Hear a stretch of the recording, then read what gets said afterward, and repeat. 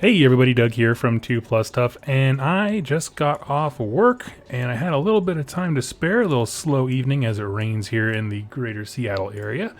And I thought, you know what, let's hang out, let's do a little bit of hobby, so that is the plan. So yeah, let me just get everything set up here. It should be pretty well set. And as always, go ahead and let me know if you can hear and see everything okay in the chat, just so I know everything's working. And then we will go to the downward cam. So I know the workstation is an absolute mess. I apologize. I have big plans in the works to fix that. Coming up this week, I'm actually going to be... I put the order in on Amazon, a whole bunch of stuff coming in order to just totally revamp my setup. So, yeah.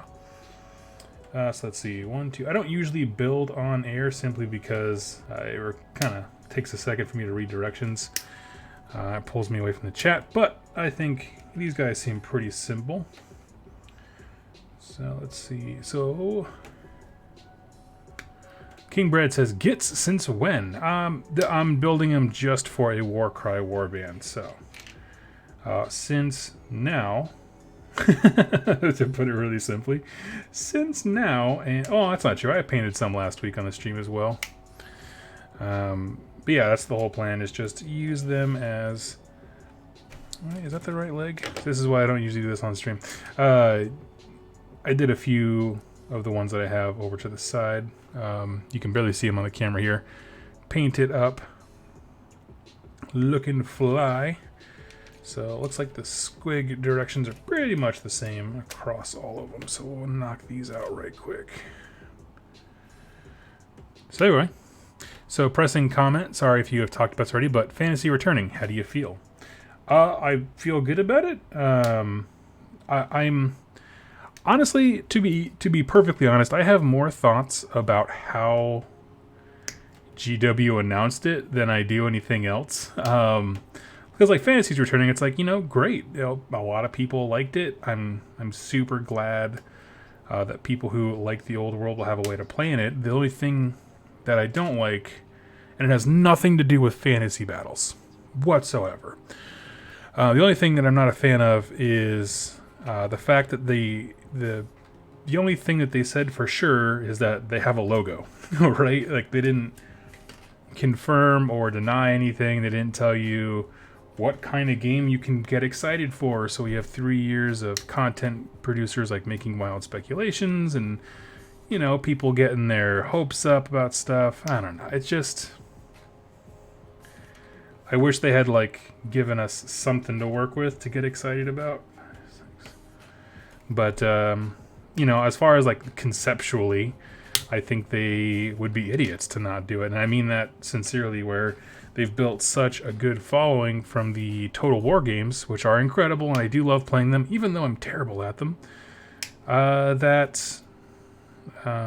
you know, why not milk that intellectual property for all it's worth? So, let's see. Do you think it will split the already limited base in most areas, having both games in the fantasy realm? I don't think so, because they're very different types of fantasy, and I can't say for sure. No one can say for sure if it's going to split it, because simply we don't know what it is. With the information that's just in the post, we have no information at all. You know what I mean? We don't know what kind of game it's going to be. We don't know if people who played Warhammer Fantasy Battles, the last edition, are even going to like it. Because I've said before, something will change to prompt you as a player to have to buy more things. And so, again, you know, your question betrays my problem with the GW thing, which is... the fact that you can ask that question means they didn't give us enough information to get excited / not be concerned about something. People are always going to worry on the internet, but that's my point. So, no, I don't think it'll split the fan base. I think the games are so vastly different. Well, assuming it's like... assuming it's like Warhammer Fantasy Battles in some capacity, right? Some variance of it. Probably a streamlined rules version of that. I don't think it will. I think they appeal to two different types of gamers. and it'll have its own kind of measure of support and that kind of stuff. So, you know, that's the best I got. It's the best I got based on the very limited information we all got.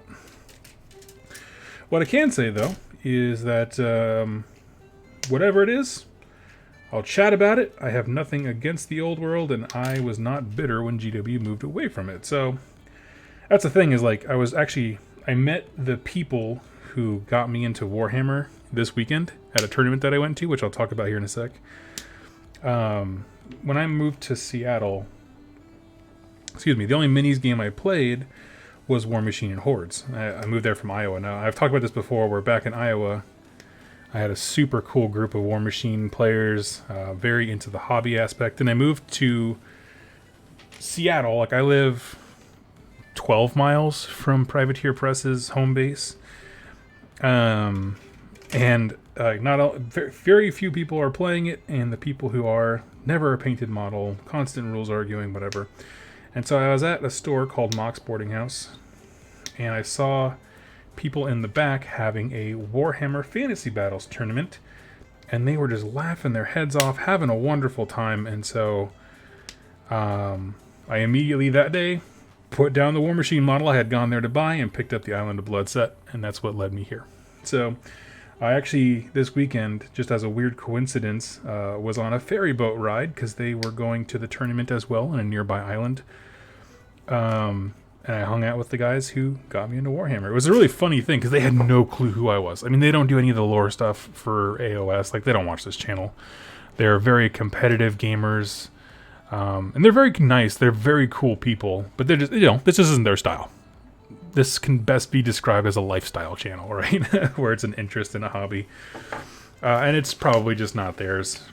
But, yeah, it was super cool to meet them in person. And, but that's the thing, is like, they diehard love that game. And I do believe that if it comes out and it's something they like, they'll go back to it. But that doesn't divide us. I don't know. Let's see here. I'm going to catch up on the comments, because I kind of want a little rant there. Hey, Hugh. I believe... King Bread says it's probably a reaction to the survey this year. Quite possibly. I didn't see any questions about fantasy battles in specific, but then again, after like 30 minutes of doing a survey, I gave up emotionally and just exited out because they made it too long. That's the thing about surveys. You gotta be in and out. Get your data point set up. What do you want to know? Ask it. Get out of there. That's why I actually really like the Nova Open one. Was pretty quick. Painless, I felt. 15, 16.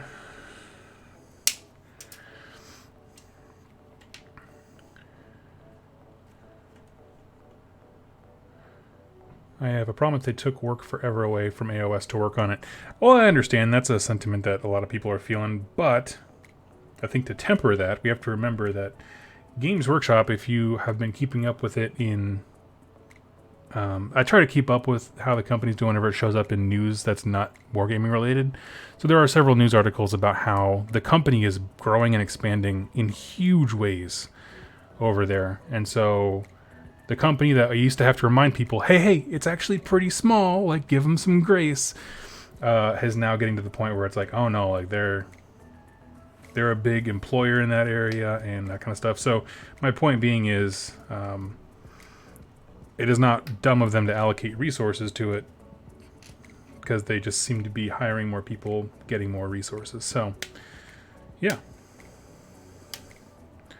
And honestly, man, I'm just thinking about when I played Fantasy Battles, because I played Fantasy Battles for about 8 months before AOS came out. And, like, if the guys who make rules now, and I'm talking for AOS and 40K, I don't care, were put to the task of making Fantasy Battles, it would be such a better game. Like, I truly believe that. I'm not even talking about the hit and the wound and that kind. I just mean, like, consistent language across rules, right? That would be a huge thing. A focus on units rather than universal special rules. It's just, like, I'm talking, like, high-level game concepts, not individual how the actual mechanics of the game work. Obviously, they're sticking with square bases, so that should be a thing. Like, it should operate differently. It should feel like a different game. But on the whole, I don't think that the resources are going to be taken away from one to feed the other. That's my personal opinion. And honestly, like, here's the thing.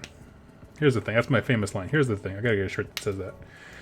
They announced that they're starting that project now, but as someone who does content creation, and my wife does online content creation, she does Warhammer Community, but for a different business. It's like a cancer awareness site. The fact of the matter is, they've had that article in the queue for a while.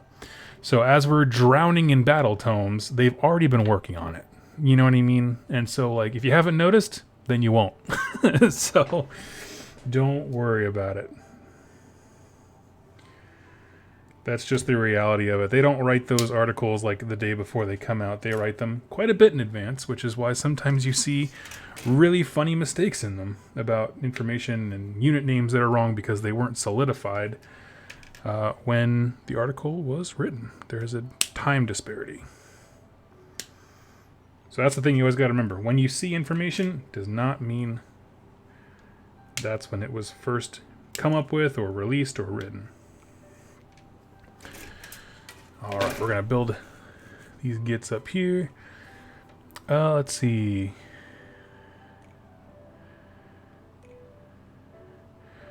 Inquisitor Thomas, do you think the new Warhammer Fantasy will get models, or do you think it will use the models available? I think it's going to be both. I think it's going to use a lot of the existing range, because why not? But the problem is, remember that some of these model kits we're working with now for like Free City or City Sigma or whatever are like 12 to 15 years old. And so if this is not even going to drop for another 3 years, think about how old those sculpts are going to be. So I'm not sure. I do think that they're going to have kits that go both ways, right? For both systems. They'd be silly not to. But I do think there will be something for you to buy outside of a rule book. I think that it's 3 years of a team's salary in game design, and then dropping all the information and all that stuff, like all the combined effort it takes, it's just not worth it for a single rule book. Lone Star Organic. The old world was burned. I was there. I've seen its ashes blowing in the wind. Me too, friend. Good on you for sticking in there. King Brad, I don't know anyone who enjoyed Warhammer Fantasy Battles. They liked the lore and or Mordheim. I liked the game. I really did, honestly. I liked the game. I like Age of Sigmar. I wasn't in it long enough to get super attached to the lore. If I'm honest with you, I read like a few of the High Elf books because that was the faction I started with. You know, and it's kind of how you learn something. You start with your army's lore, and you kind of expand out from there. That's what I always suggest people do. And, yeah, let me move this light a little bit more towards me. Here we go. So, that's what I did. So, I got to the Sundering series, and I loved that book series. Yeah, that's about it. As far as the gameplay goes, though, I like it. But I like stuff that's super crazy and unbalanced. Like, I remember one of my first games... I think it was a 1,500 point game with my High Elves versus Lizardman. Not Seraphon, Lizardman. And he had like this super sweet combo that was going to go off and just decimate my army. But then he miscast in the worst way possible and ended up destroying half of his own army. And I asked him, I was like, so are you going to want to like shake hands? And he's like, oh no, we're playing this out. This is hilarious. And I was like, yes, that's why you play these games, right? Crazy stuff happening. So we played it out. I mean, I definitely won, but it was not through cunning. I just got to the fight and watched my opponent blow himself off the board, and that was pretty stinking funny.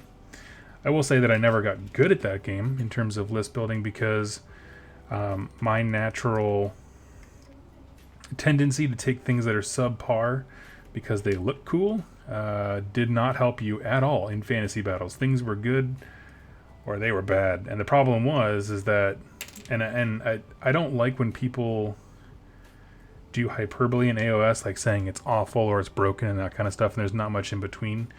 But what I'm saying is, in terms of good and bad, I mean, this unit, you can have like several units that do the same role in an army, but this one is just incredibly expensive, literally monetary-wise, to get into, and so that makes it a silly choice when there's other things that do it monetarily cheaper. So, you know, that's what I mean by bad, is that it's just not consumer friendly. Yeah. So, I don't know. I got a lot to say. I like the game. I did also really like Mordheim, and honestly, like in the background, when you're not seeing me, I am studying. My God, I sound like I'm going to call it studying. I'm going to call it work research because I want to do YouTube full time, but I'm learning how to play Necromunda. I have a buddy, Max, over in Monroe, and he's always wanted to do Necromunda campaign. He got the box set, and then people just weren't into it at the time. Mainly because Kill Team was not far away. But honestly, the more I'm playing skirmish games, which I've been playing a lot more of recently than AOS, I'm just like, you know what? I can record them in my office. I can build a narrative around them more easily. I just love it. So, yeah, I don't know.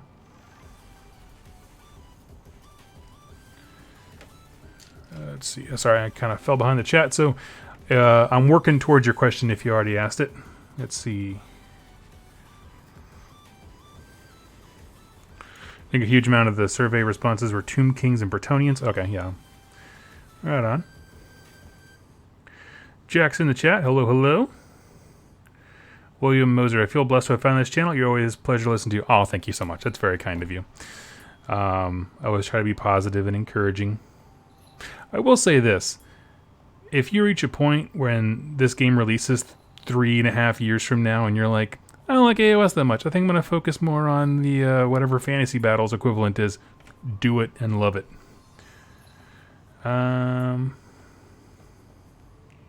Take a drink, he said his catchphrase.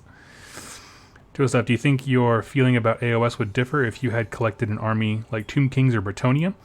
Well, I mean, I was playing High Elves, and they are no longer a thing. They were not discontinued as a model range, but they were gutted from the beginning in terms of they were shattered apart and never ever came close to being put back together. Specifically with people who have played or owned Tomb Kings and Bretonnia, and whenever someone brings those two armies up, I am very, very keen to ask them, oh, did you own that army? Because there's a difference between internet hype building up rage and somebody who has put an actual amount of actual time into something that they love and they're taken away. And so I make that distinction because let's say I don't know you, Inquisitor Thomas, but let's say you had a Bretonnian army. I like Bretonnians. I think they look baller. When you fully paint them and deck them out, they are one of the most gorgeous looking armies on the table. If I ask you, you start griping about GW discontinuing your army, I'll ask you, oh, did you actually own them? And if you say yes, my answer is always unbridled sympathy, right? Just understanding. Man, I'm sorry. There's just nothing way around it. Like nothing's I can do. And I have never had that happen where my collection just like the company just stopped producing it. High Elves got gutted twice. Once when the game first launched, they took away a lot of their kits, and then a second time when Cities of Sigmar came out and they took out some more, the last ones, and now we have just a few. So would my opinion change? Maybe a little bit, but I want to make it very clear that I do think there's a difference between internet hype and actual people who are actually hurt by it. So I don't know.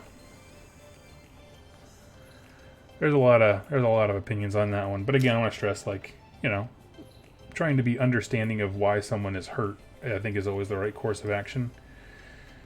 Because if you had said no in that situation, like, no, I never played anything, I'd be like, okay, well, are you really upset?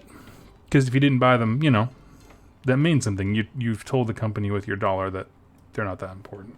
So, I don't know. Anyway, that's a long-winded say. Would it affect me? Maybe a little bit, but I also am personally someone who trades through armies very, very rapidly. And so, I would have just found something else, to be honest with you. Let's see. These are really good questions, everybody. Keep them in. I'm sorry I'm taking so long to answer them all because I don't want to fall too far behind and skip anybody. Take over Mars. Hey, Doug. Oh, I think I'm almost caught up here. Took Doug to the AOS tournament over the weekend. I'll talk about that here in a second.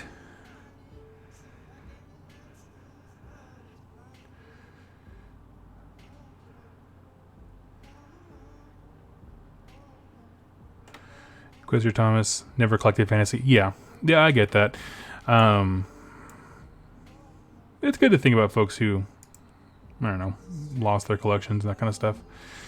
I guess, to be honest, when I buy a set of models, I am not buying game pieces that can be devalued. I am buying this for the time and energy it takes to build and paint these little stupid squig riders. Like, when I pay the $50 for this box, or whatever they cost, I can't remember what I paid for it. Like, this is what the experience that I'm paying for. Playing the game is just icing on the cake for me personally. So when stuff is discontinued, if they were like tomorrow, hey, this squig kit doesn't exist anymore. Okay, well, I'm still building and painting this, so I'm still getting value out of my money. The guys who built and painted amazing-looking Tomb King and Bretonnian armies, in my view, to me, very personal, I want to make that very clear, to me, they still have value in those things because they still put the time and the energy and the discipline into painting them. They still have value. But if they are somebody who doesn't see that as the value, they see the gaming aspect as the value, I can't help with that. Unfortunately. Ben Marshall in the house. Let's see. Okay, now it looks like Jack's taking over the show talking about the tournament, and so I will do the same. Just to assert dominance, really. No, the weekend was super cool. I almost wasn't able to make it to go, but then Jack was kind enough to come by and pick me up early in the morning. We hopped on a ferry from Seattle going to Bremerton Island, which is the weirdest place ever. I love it. It's like a little like naval town where like ships are coming and going all the time. So there's a lot of just bars and game halls, but not a whole lot of like anything else. What else? So the event, at the top of it, I want to say, it was a charity event run by a store, not by the usual. There's like 2 or 3 guys that like organize tournaments locally, so it wasn't them. It was a store thing. And the reason that matters is because some of the little stuff that are important to gamers just weren't available. By that I mean there wasn't a packet released in advance for us to look at. Let me see here. Sorry about that. There wasn't a packet in advance to prepare for the missions, which is kind of detrimental to me because I don't play a whole lot. And so being able to like study what I need to remember the day before was super important, and it wasn't there. And that's fine. It's whatever. Apathy Kitten, thank you so much. You are so kind and generous. I really do appreciate it. Where are they? Oh yeah, so mission packet. And so we got there, and actually I can probably pull up what missions we played. Give me just a hot second here. I'll find out.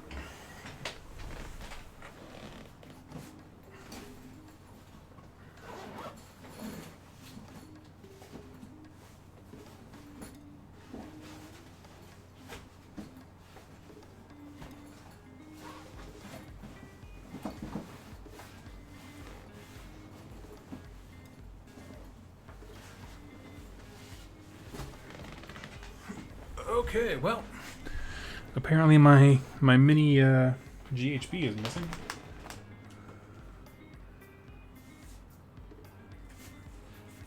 Okay, got the missions here. 50. That's good because I want to be able to walk through these with folks and be able to like say like what actually happened.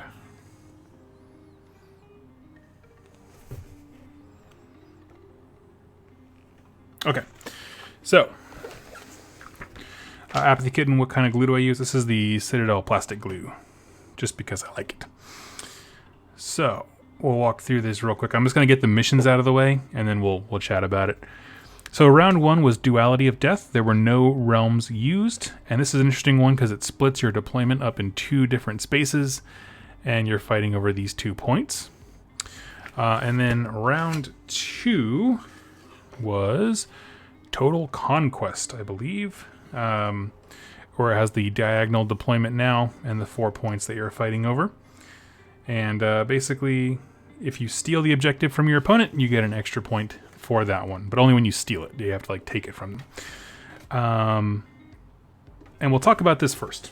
So, round 1, Duality of Death comes, and I check the pairings, and I am playing against a Slaanesh player. Now, I have since been told that he does not play like the optimized, like, the terror of Twitter list that everyone needs to ban or whatever.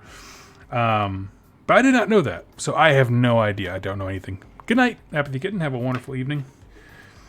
So I did not know that at all. So I'm just like, oh crap, how am I going to play against Slaanesh? I brought my war clans.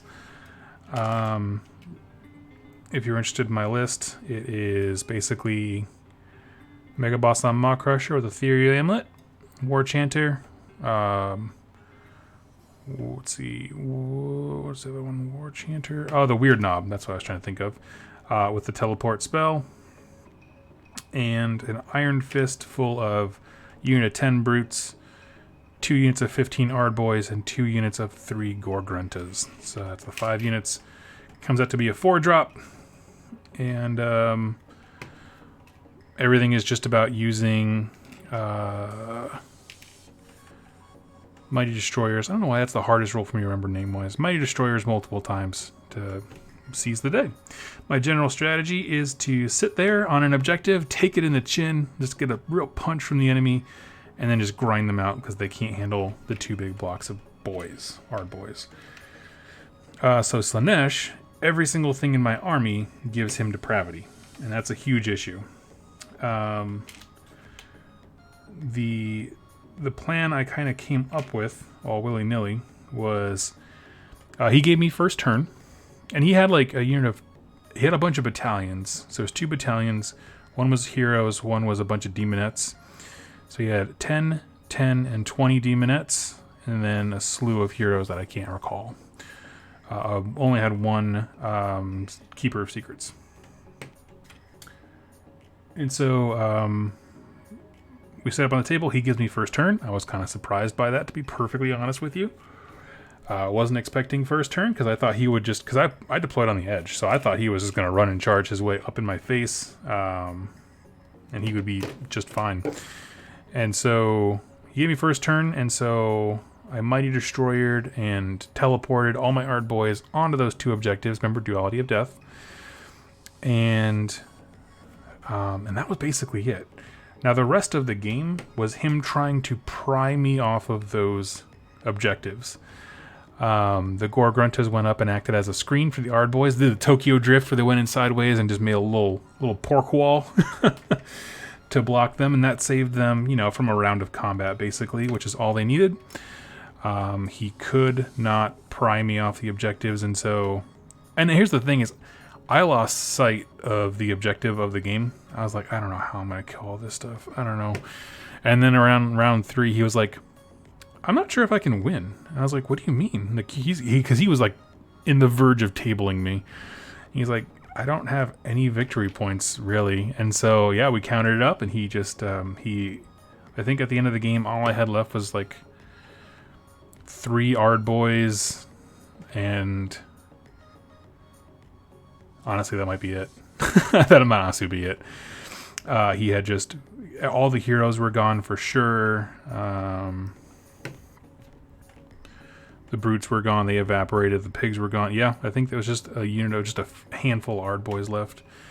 But I won on objectives. Got a major victory, and I got my secondary, which there was secondaries. Second game, doing the, what is it called? Total Conquest. That's the one where it's a diagonal deployment, and there's 4 points you're fighting for. That game, okay, well, first of all, I felt super cool because I was like, oh, I beat Slash. Woo! Doug's a hero. You know, I'm over there wearing my Warhammer Hero polo, being like, yeah, get some, son. The guy I played against was super nice. Tyler was an awesome person. Anyway, so I go into round 2, and I play against a gentleman named Derek.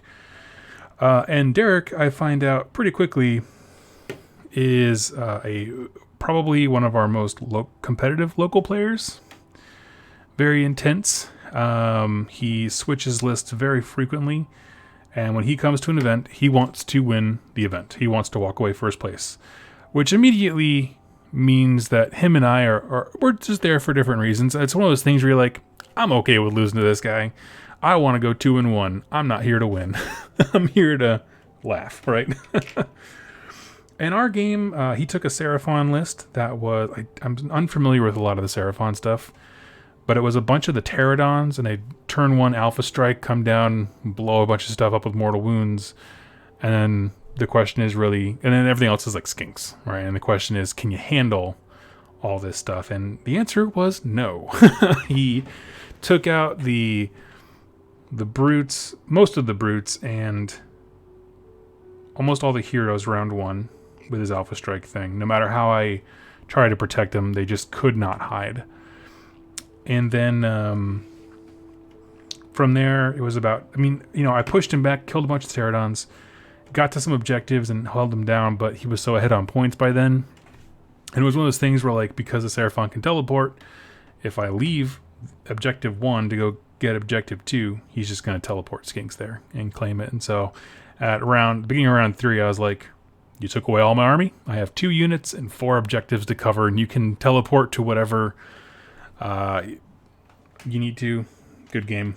Shake hands. We made sure that we were both able to get our secondaries. I couldn't get my secondary. And he had already gotten his, so we just shook hands and we hung out and chatted for a bit. He was a cool guy. We knew nothing about it. He wasn't a nice dude. It was just, you instantly know it's like, okay, we're here for different reasons, and that's totally cool. He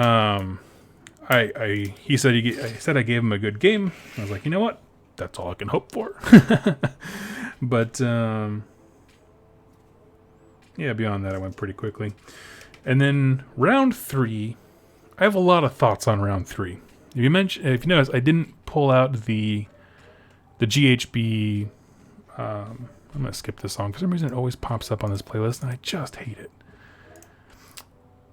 I didn't pull it up on the GHB thing because it isn't in the normal mission packets. What the TO did was he took one of the meeting engagements battle plans and quote-unquote modified it to work with 2K ITC basic AOS. There's a few issues here. So if you know, with meeting engagements... first of all, back up. I am super okay with TOs trying different things. Love it. Do it. 110%. This is where a player pack would have been really important, because if you're going to do something out there and kind of strange, your players need to know what to expect, kind of thing. But for this last one, it was basically if you know what the mission is, 3 places of power, but a variation for meeting engagements. So I don't really know why we didn't just play 3 places of power, but whatever. And basically how it pans out is, in meeting engagements, you break your army up into 3 places, 3 sections, and they come in at various times throughout the game. He said, scratch all that. We're just going to go by the victory point conditions. And your deployment line is 6 inches. And so we're looking at each other. Me and my opponent was like, your deployment range is 6 inches. He's like, yeah, I want you guys to spread out long ways instead of like bunching up. And so my third round opponent was a gentleman named Peter, who was super cool, played Beast Claw Raiders. And it was cool to see him so happy about his book. And we're looking at this, we're like, okay. And so we're kind of put together, and because all of his stuff is mounted and gets all these speed bonuses, because the ogres get a speed bonus if they're not in combat, we figured out pretty quickly, it's like, this is so cripplingly one-sided. So I got first turn, and I just ran everything forward. Now here's the thing. Everybody take a shot. Here we go. Bud Light. Here's the thing. I put myself directly in charge range of the Beastclaw Raiders, which apparently, never played them before. You don't want to get charged by them. Fun fact. They're super good. But the reason I did it, and I knowing it was a bad idea, was because I thought that getting on the objectives and scoring some points would be smarter. But I didn't realize that in meeting engagements rules, you don't score at the end of your turn. You score at the end of the battle round. It's whoever's killed the most, the highest amount of wounds, like the model with the highest amount of wounds, or like that. And victory points. So I put myself in a pretty good, I think, position victory point wise, in the sense of I controlled the main one, whichever one was generating the most victory points, and then also I had more than one of them. And there's like a secondary condition for having more than your opponent. It's like, okay, I know I'm going to take this punch on the chin, and it's probably not going to be great. And sure enough, it was in fact just that, not great. And so, yeah, I got punched real hard. Beastclaw Raiders are no joke when they come charging in. I spaced out as best I could. I was thinking about his charge ranges, but I mean, honestly, because all my stuff was on foot, except for the Gorgruntas and the Maw Crusher, which is the things that were claiming objectives. All my stuff's on foot, and all his stuff is mounted. With the deployment zone being only 6 inches, it pulled my army back so far that I couldn't get him up there, my army up there, in order to really play the game. And as we were chatting afterwards, we both acknowledged, like, this is a wonky mission. We found out that the table next to us was where Jack was playing. They changed it to be 12 inches because they immediately realized Jack with his shoot cast could make that a even less fun game. And honestly, that sounded to be kind of the consensus from several other players, where folks were just like, this was not the greatest. It kind of ended on a meh note, because that last mission, it kind of threw everyone for a loop. At least several folks. I won't say everyone. I didn't talk to every single person, but many people, it threw them for a loop.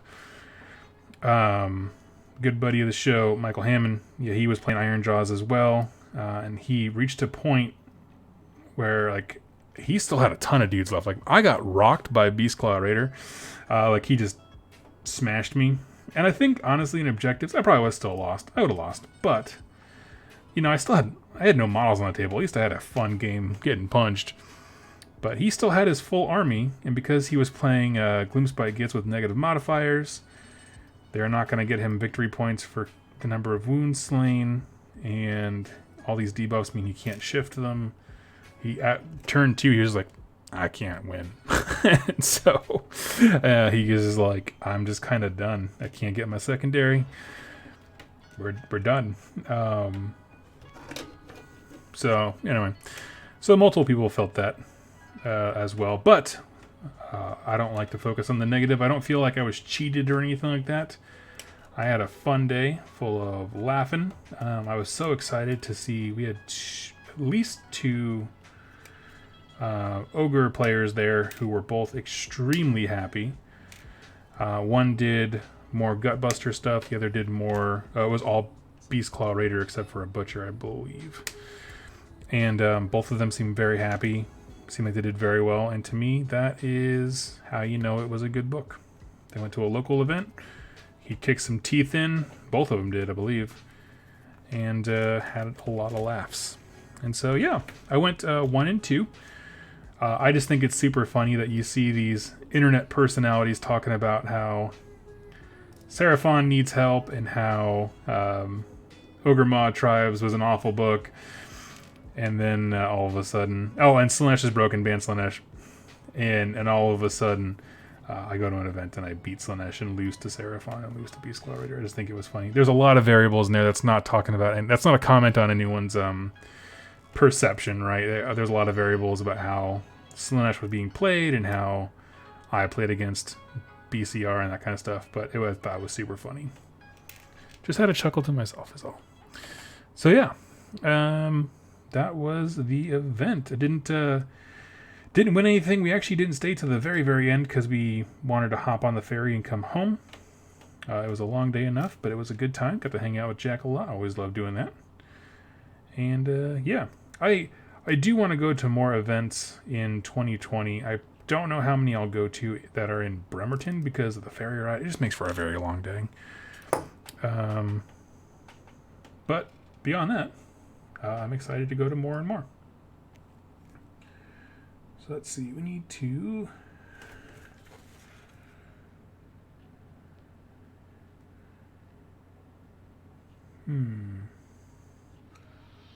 Looks like they want you to get the rider done before this. Okay. Sips coffee, takes bomb rip.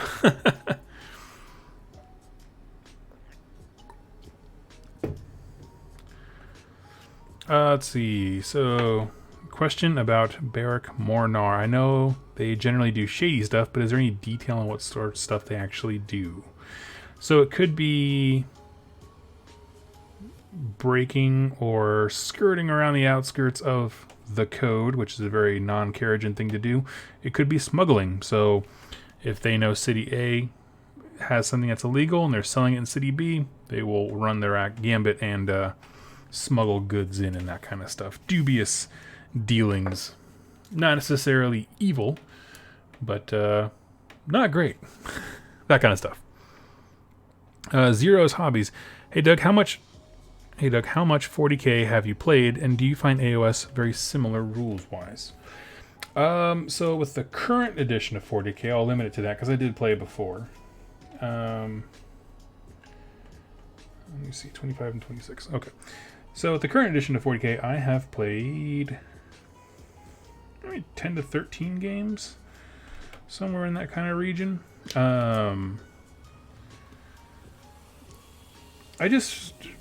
So my opinion is a little bit skewed based on my local group. So I've played a few games, enough to, I mean, I know the rules. I can play the game right now.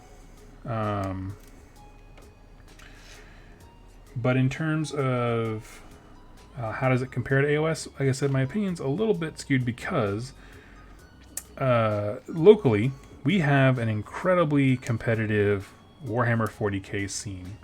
Like we have, I think it was at least 2 to 3 years ago, several of the players, I know we at least at one point had the #1 in the country orc player here, and there's several guys that go down to the LVO and like do like the super competitive stuff, which is just way out of my depth. And so I have had a heck of a time getting a narrative game of 40k in.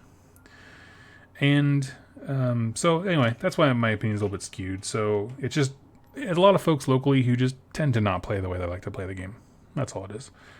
As far as how similar they are, if you know one game, it is very easy to learn the other. They are different. They focus on different things. The interactions are subtle. But if you know one, you can figure out the other. I'll be very surprised if they can't. Personally, I think AOS is quicker and easier to learn, but yeah, I mean, just not having the strength versus toughness thing, honestly, I've never missed it. I know some people do, but whatever. 32 and 31.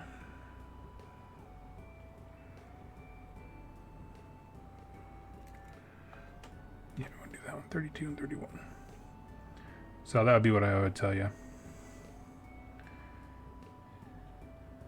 If they can handle one, they can handle the other.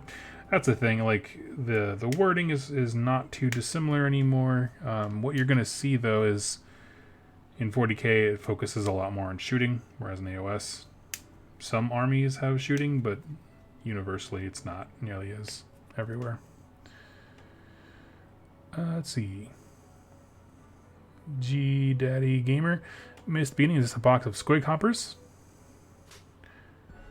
I said earlier I'm going to start a Gloomspite Gitz army. My first AOS army. Should I wait for the Battle Force box? Or what should I start with? If you can hold off, I would definitely wait for that Battle Force holiday bundle because it's a legit cool deal on the faction if it interests you.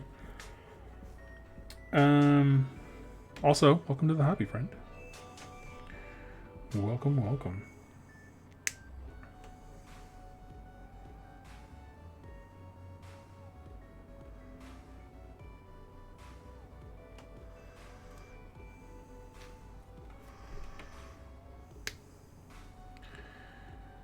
Let's see. Get the impression in 40k. Get the impression that how you build and equip models is way more important. It is.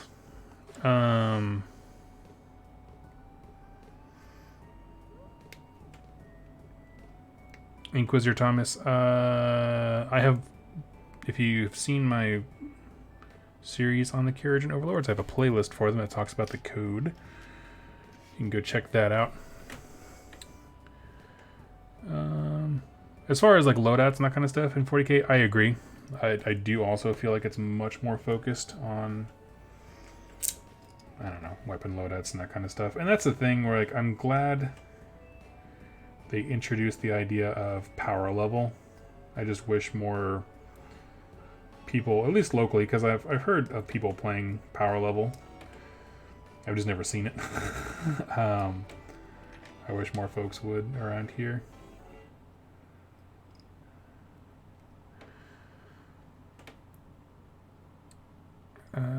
Daddy Gamer, the Lights Creek has a good point. It depends on what kind of army you want to build. In terms of if the Battle Force box is a good value. I just think it's a good smattering of most things. So if the army as a whole interests you, there's probably something in the box that would speak to you. It is kind of all over the place in the sense that you have some Trogs and you have the Troggoth, like the troll guys, and some of the these guys, the Squig Hoppers, and a few other things. So it's kind of all over the place, but if you're looking for just a smattering of stuff to get started learning different rules, it's not a bad place at all. Definitely want Squigs and Grots. Nice. Well, we have some Gloomspite Gitz players in the chat, so I will defer to them to help you. So go ahead and keep reading, but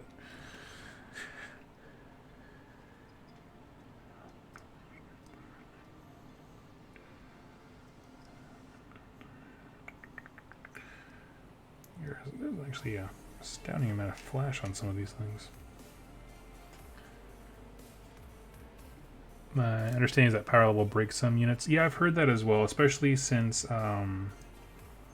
codexes have been released that they updated points dramatically, but they've never updated power level, and so that's a huge issue. So I get it. Totally. It's more just I don't want to write. I'm done with the hyper detailed, like, well, if I give this guy, he can't have a pistol and also this like satchel on his shoulder kind of thing, where you're trying to get every detail and load out right. Cries in Grey Knight.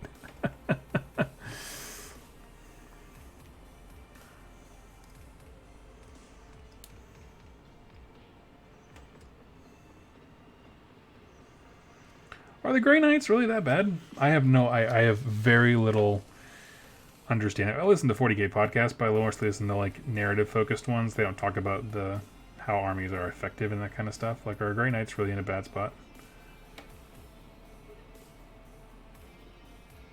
Because I would totally play that army. Go scoop up something cheap on eBay. And then you play the waiting game for when GW comes back around and makes them amazing. 2+ stuff there, absolute garbage. Why is that?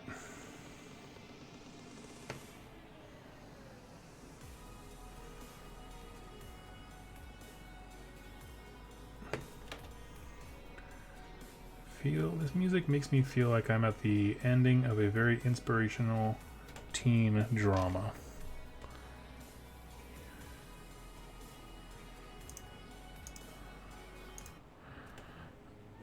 Okay.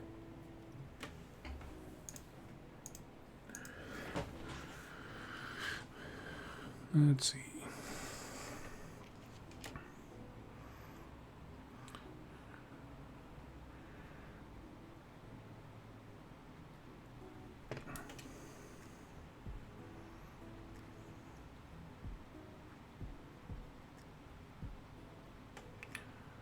How you feeling about Kappa?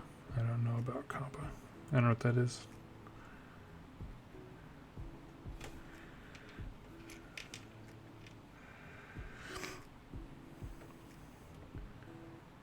Let's see. Yeah, I've heard Zarbag's Gitz are super good in like full AOS. That's cool. I like when those warbands have some teeth show up more and more.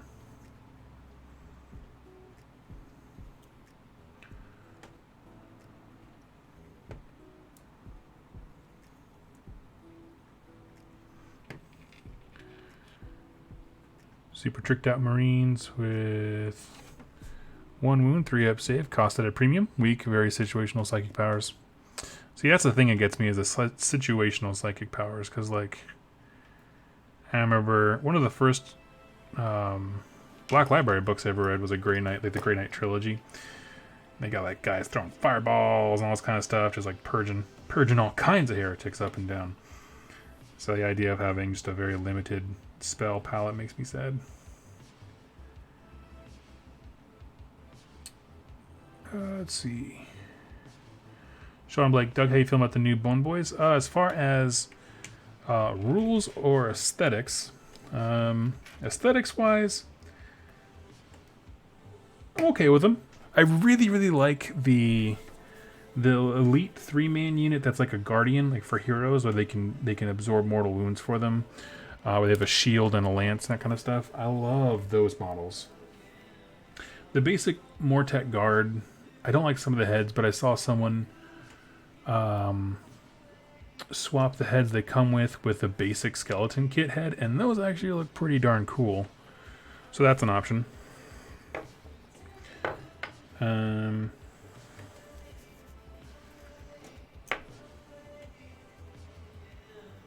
see here. Oh, we're moving on to grot bodies.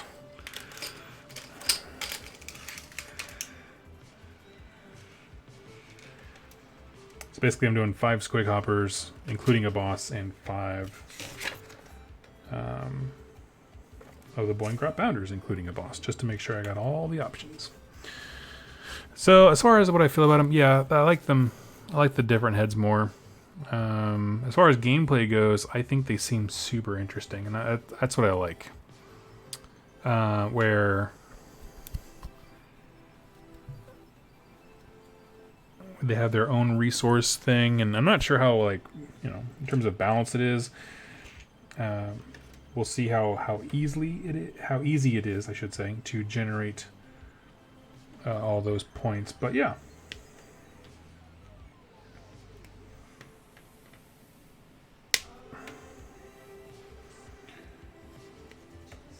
And nothing else. I don't know. I just want to see a diverse top tables, That's what it all comes down to for me.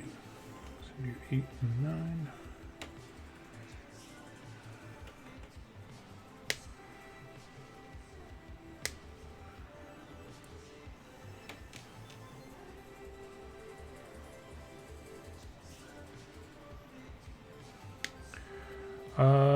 Blightskrieg, are you going to do more 40k lore? Yes, eventually. Actually, I'm going to start with Necromunda, I think. Well, I say start. I already started, but I want to dive first into Necromunda. And the idea is I want to do that on the channel. There's not a ton of Necromunda lore. I mean, in terms of what's already out there, but there is a lot to draw from.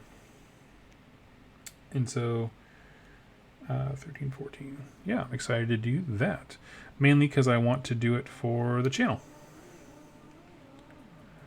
They got a good sound base.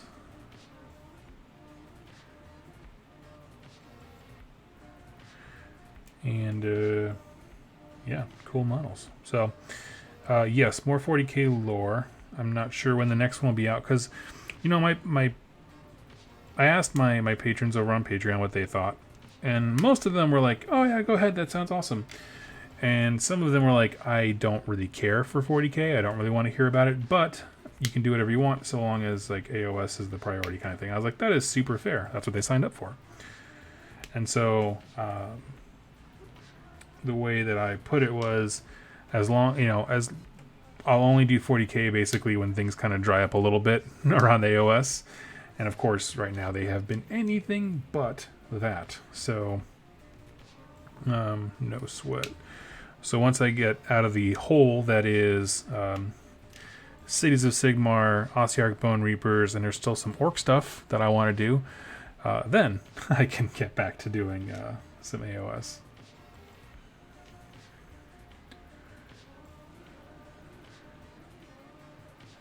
18, 19, 23, and 24.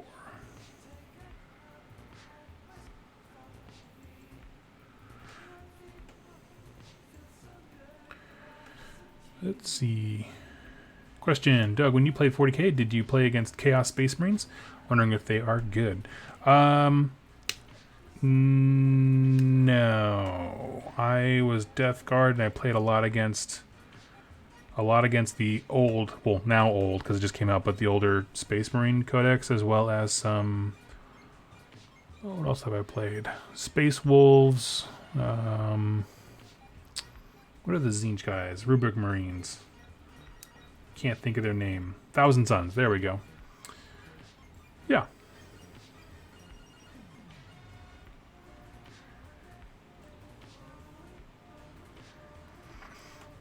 Let's see. Necromunda would be cool. Awesome. Glad to hear it. Yeah, I'm excited because, like, once I filmed that first, the first Warcry battle report, the narrative one that I did, I was like, you know, like, the storytelling aspect and that kind of stuff, like, that's what I want to do, and I was very happy with it. I got some great feedback for it. And then as I'm sitting there, I'm like, you know what? Like, this is the kind of content that I want to make, and people seem to be responding to it very, very well. And there's not a lot of it out there, and I know that there are narrative people for 40k as well. I think they would like this.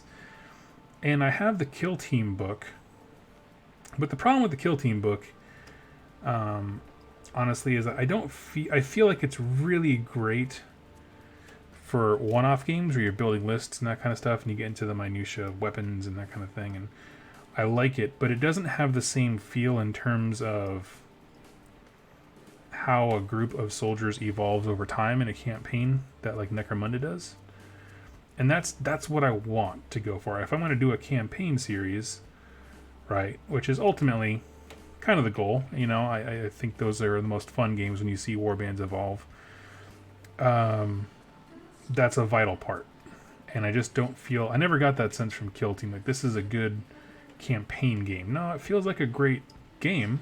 Miniatures game. It feels like a great action game. It feels more like Infinity than Necromunda, in my opinion. I don't know. It just didn't have that spark to me. So I had a buddy, Max, who had bought the old Necromunda thing, and I was like, hey, listen, like, you want to try it again? And he, you know, like all of us who spend way too much money in this hobby, is always looking for a chance to get value out of his purchases. And I was like, yes. And so we're going to try it again. I grabbed the rule book this weekend. I was like, you know what? Let's just do it.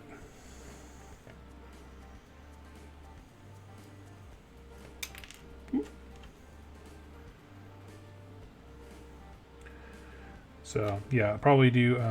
those reports might be a little bit longer just because Necromunda isn't as streamlined as Warcry is, but I like them. Blairski and Keith, I am building some Squig Hoppers and some Boingrot Bounders to use in Warcry.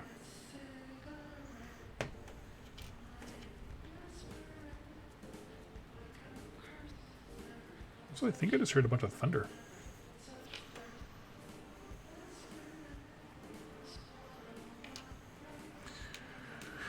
Let's see.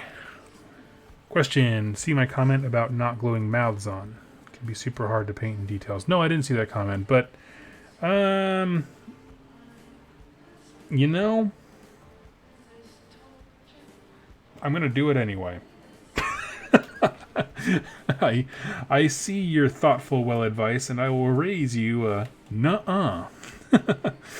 No, mainly because I'm just not super concerned about how these guys turn out. I'm probably not going to use them a whole lot. I kind of bought them on a whim, to be honest with you.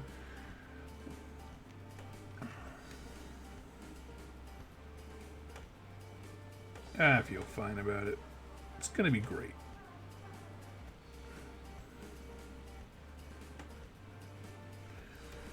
How's this one going?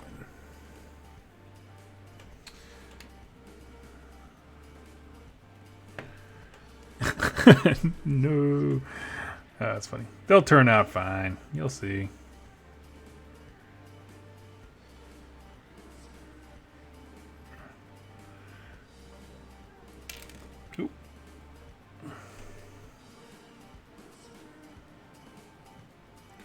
Because I don't make mistakes. Just happy accidents, yo. And these are going to be the happiest accidents ever.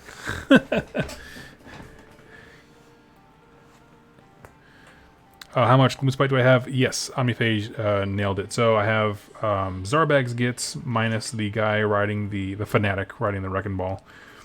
They're still like mid paint job. And then, like I said, 5 Boingrot Bounders and 5 Squig Hoppers. That's the plan. Alright, and for these little dudes, they need... heads would probably go a long way.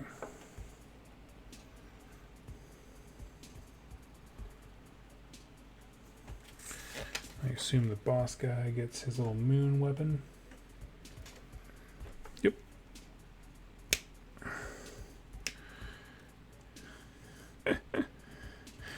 Let's see. Doug, what do you prefer more, the hobby aspect or the game? Generally the hobby, if I'm honest. You get the leader, his parts out of the way. 45 and 46.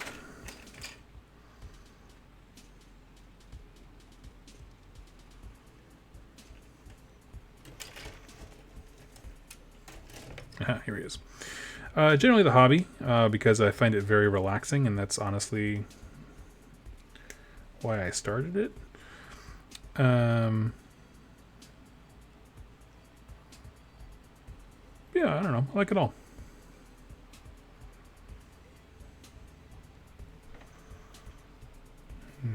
Okay, so I got 45. Now I need 46. Where are you at?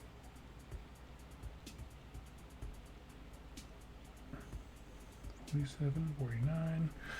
This is why I don't typically do these things on the stream, because it's just a lot of me sitting around going like, where the hell?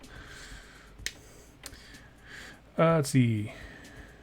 Question. What do you think could be done to further the lore of the less involved factions like Ainit Deepkin, Daughters of Cain, Gitz, Flesh Eater Courts, Most of Destruction? Yeah, like the ones who are just kind of like out there on the back.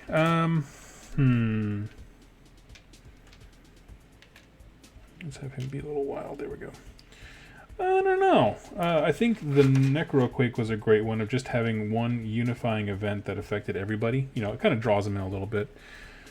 I'd love to see more Black Library novels that just have nothing to do, or at least very limited amounts to do, with Stormcast Eternals, so that we can like see other races and how they conduct themselves and that kind of thing.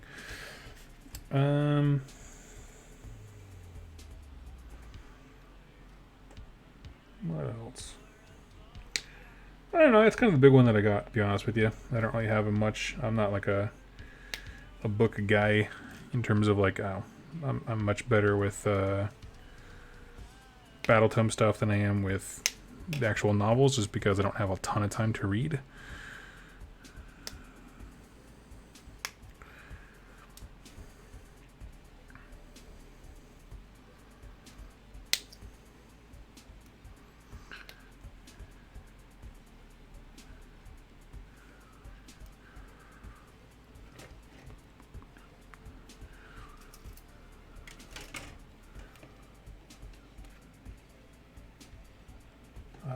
Here they are.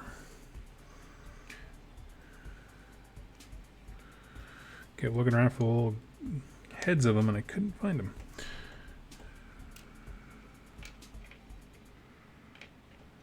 Perfect. Let's see. Can't wait for the Court of the Blind King for my Ainith Deepkin personally. Gonna pre-order that. Court of the Blind King. Is that a Is that a Black Library novel that's coming out? I don't recall the name. There's so much stuff coming out on Warhammer community page that I had to just like tune out some of it to just keep myself sane.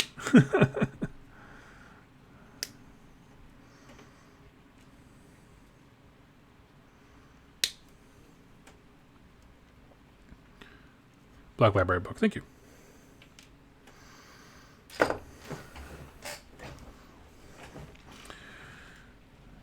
through here and clean all this off.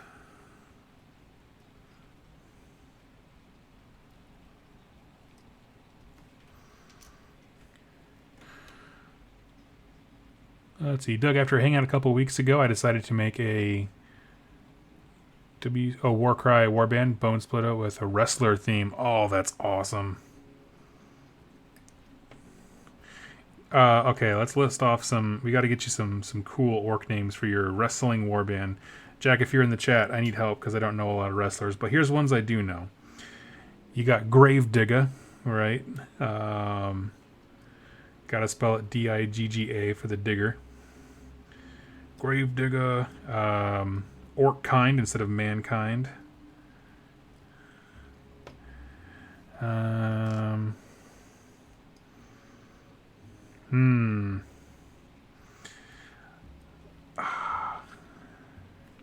trying to think. I'm trying to think of something that would involve Randy Savage because he was my favorite.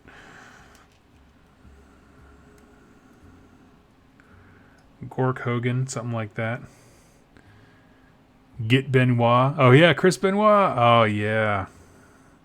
Didn't he like kill his family or something?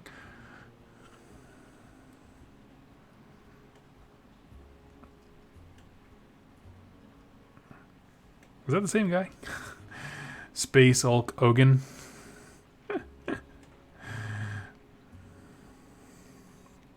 Right on, right on.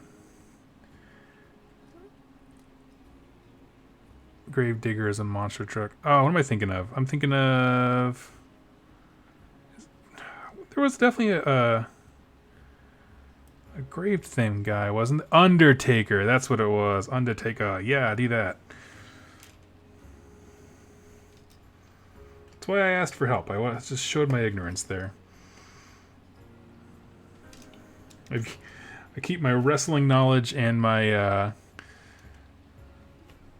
monster truck lore, if you will, on the same wavelength.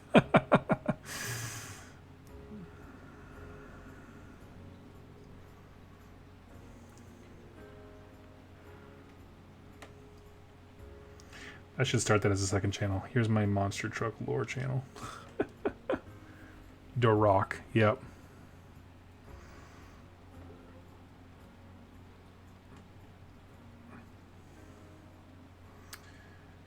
Let's see.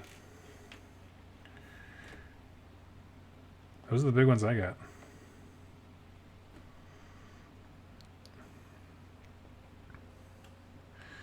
Omniface question with speculation. Slaves to Darkness Start Collecting looks like the models are easy to build, which multi-part to come later. Think that's the new pattern for Stormcast rather than a big delay before Stormcast release.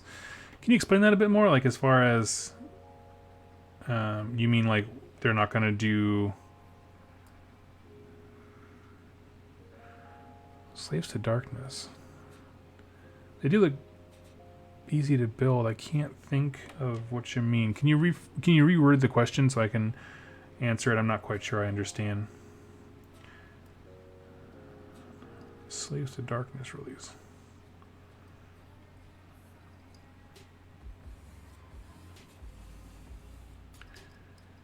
Let's see. Monster truck lore. You have to get inside the mind of Bigfoot to really understand why he went over the cars in the way that he did.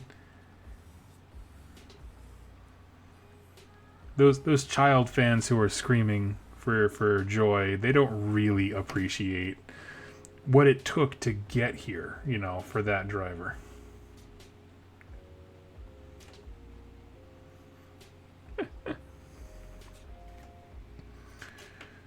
Alright, let's start gluing some of these dudes together.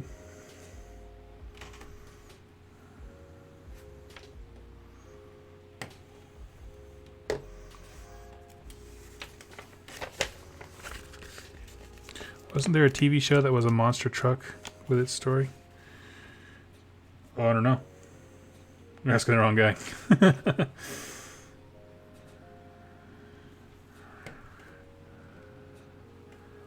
Lore question. Unless I've fallen behind since Soul Wars, where has the lore gone? Has Nagash holding up? He's going good. He just unveiled his new army to kill everybody. The Ossiarch Bone Reapers. Let's see. Since Soul Wars, we've just kind of been learning more and more what the Necroquake has done. It unveiled a series of tombs and vaults that Sigmar intended to be hidden forever, known as Storm Vaults, and everybody's fighting over them right now. That's kind of what we're doing at the moment.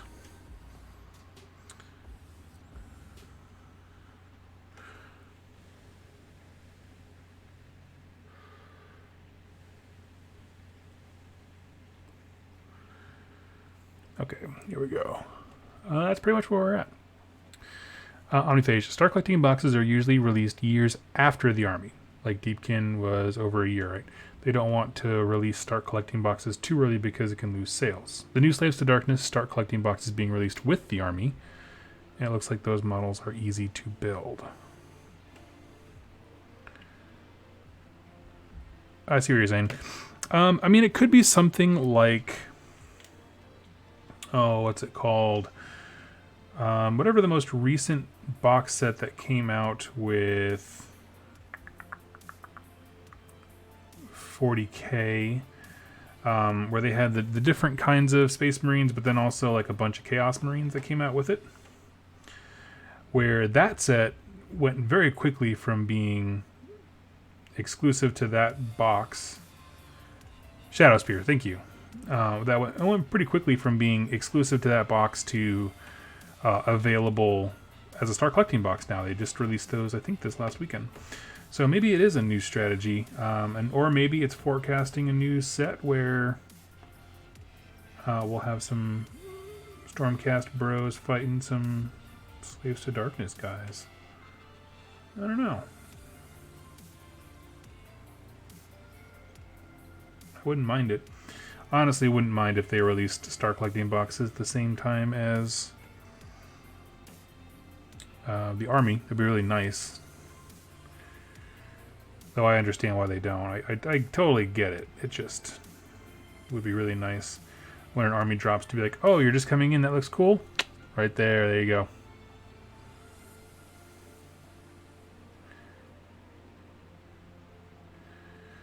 How many minutes will it take for the Slaves to Darkness box to sell out?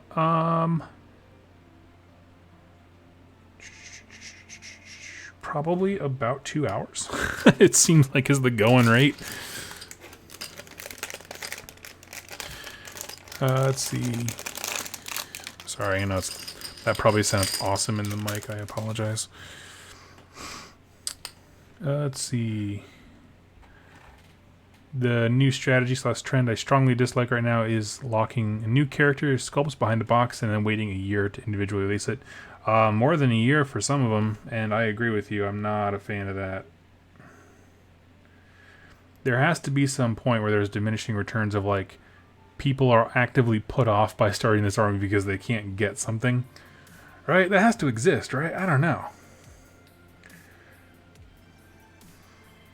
Because what you do is you just basically like gave the entire faction over to like scalpers who can go on eBay. You know what I mean? I don't know. Not a fan. I will agree with you on that one.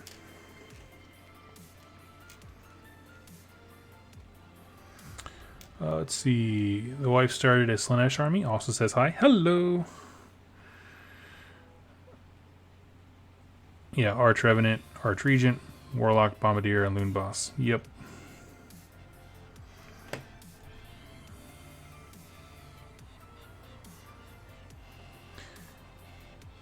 Lord Arcanum is not available on his own, I don't think. Someone can correct me if I'm wrong. But I don't think I've seen him around.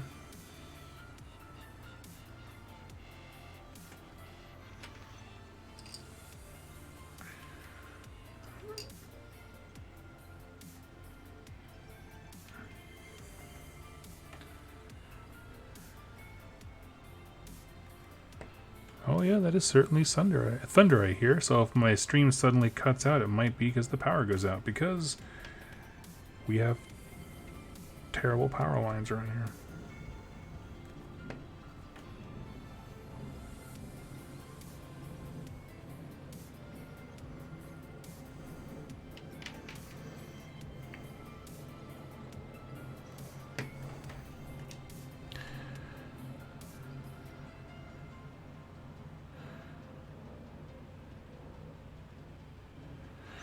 Scalpers and people with hobby ADD like me. Oh yeah, yeah. It's not all. I mean, it's not all people who are malicious in it. And honestly, Omniphage, if you looked at those two loon boxes, and you're like, I don't want these.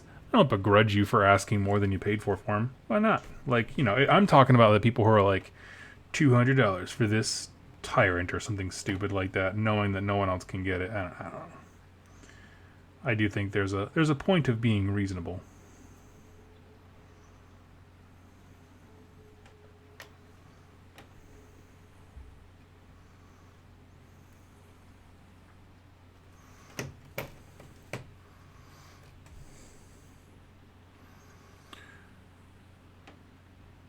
But I also am renowned, apparently, for selling my models at, like, Jack calls them crackhead prices. So maybe don't take my Warhammer market advice in terms of the resale value of stuff.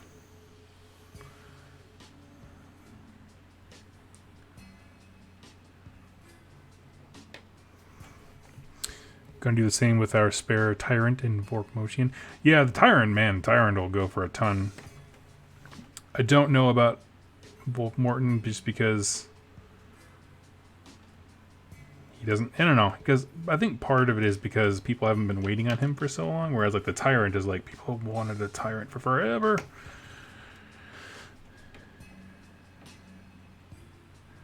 There are 3 Carrion Empire boxes. Yeah, I don't know. I don't begrudge anyone for buying stuff and selling it higher. I definitely did it. I had a fun summer where that's all I did. I went to like Goodwill and those kinds of things, and I just found stuff there for cheap. Looked at it on the eBay app, scanned it. I was like, I could sell this for more, and then brought it home and sold it for more.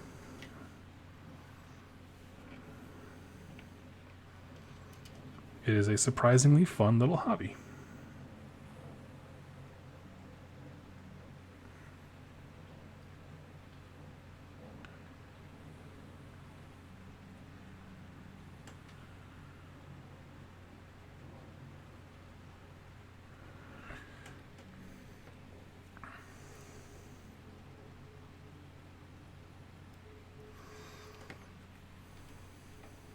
Just Walkmans and blenders. That's funny.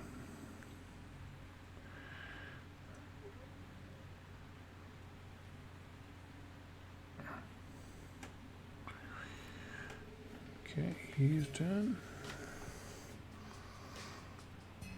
I've had one score at like a Goodwill, Salvation Army, whatever locally y'all call it, secondhand store, where I found a huge stack of white dwarfs, and they actually got ruined when we moved. And I was planning on using them for like content, and so I was very, very bummed.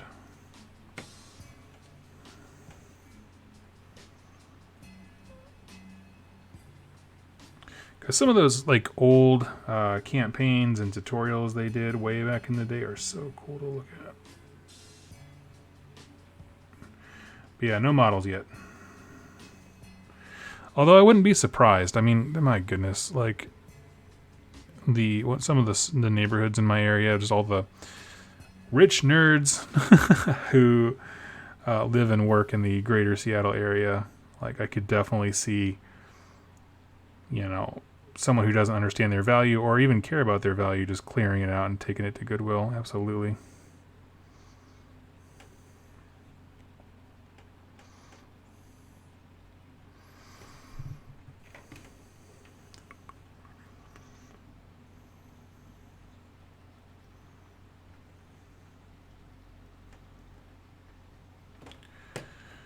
Okay.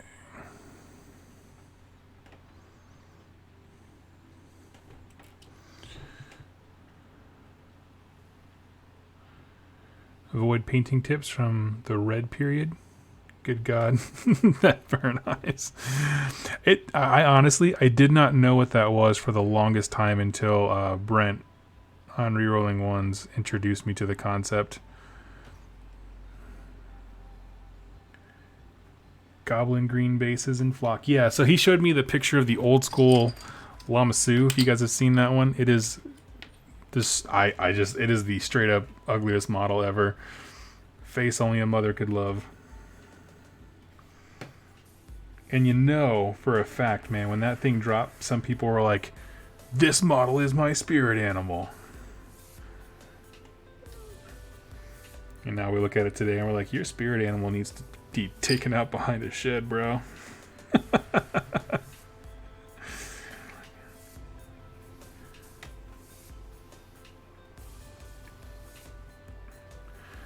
I'm holding this down. If somebody want to type in and tell Sporadicus, like, what are your favorite? What can you type into Google to get your favorite red period examples?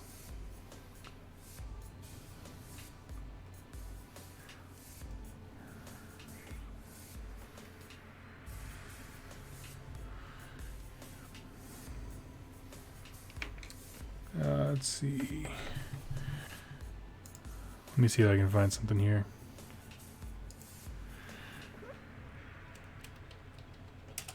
I'm just gonna look it up before I tell you what to type in here. Okay, I got one. Let me pull it up and blow it up on my screen here. And I'll go here to screen share. Make sure it's working. Yep. So this is the Chaos Dwarf riding a Lamasu, and you can see there was a lot of use of red, hence the name, but it's a lot of bold, extreme contrast colors.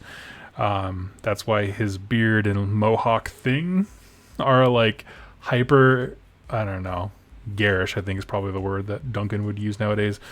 And one of the defining features at the bottom, you can see, yes, that is a goblin green, which is a paint that doesn't exist anymore because it was the old school one, rimmed base with some flock just glued on. So that is what I'm talking about. So I'll leave it up there for a hot second,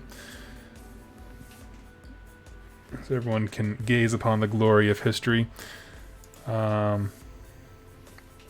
we'll go down here. Scarsnake green now. Okay, cool. I want it.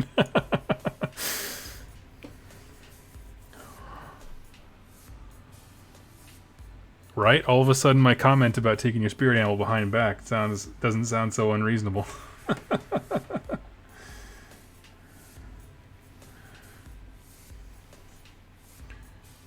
I remember when Blood Angels red was orange. I remember that too. I had a bunch of that.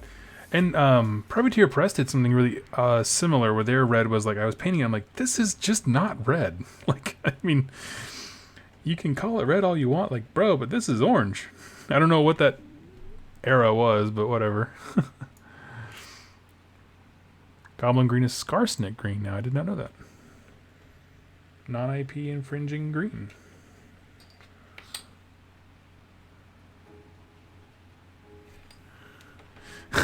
Please don't take the fee how I used to paint. I love it. No, it's like any other hobby. Everything evolves, right?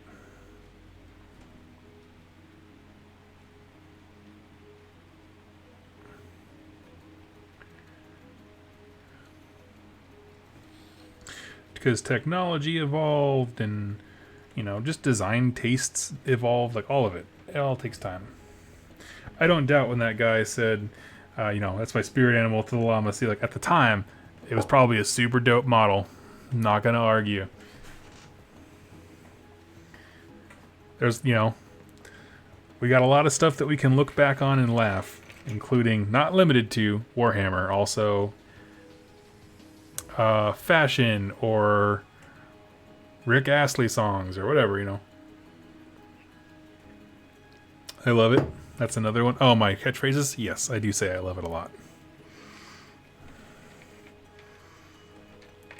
Because I just love stuff, man. All about that love.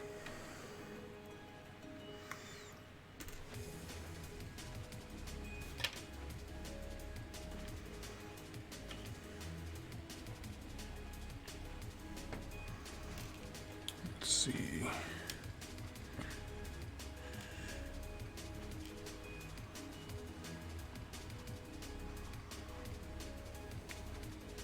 When I started painting, putting black lines in between every color change was popular.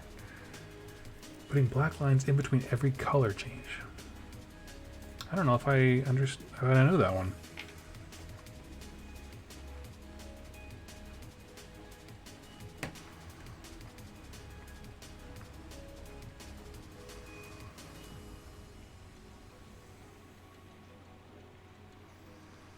All the old Chaos Store stuff is worth loads of money. Interesting. Yeah, I mean, well, for the exact reason that I pointed out, right? Where it's just like, there is somebody on this planet who looks at that and is like, that is the most beautiful face I've ever seen, right? as cringy as I think it looks, you know, compared to what like Forge World has now, if you've not seen like their Tauros flaming bull thing, which is like, I don't know, super crazy cool looking. You know, it's hard to get excited, but you know what I mean. There's somebody who appreciates it.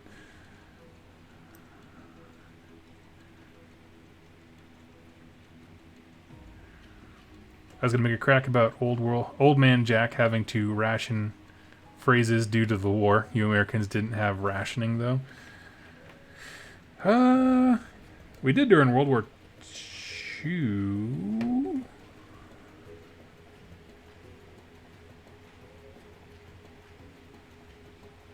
We did rationing at some point. Maybe not government enforced. I don't know. I'm a history fan, but I don't know much about American history. I like European stuff. I know. I weirdly know Texas history, and because that was what was mandatory schooling in my high school, of course, in San Antonio, Texas. You had to know about the Alamo. Why? Because it's 12 miles away. But yeah. Cool. I got some other people. You were too busy saving your skins to ration.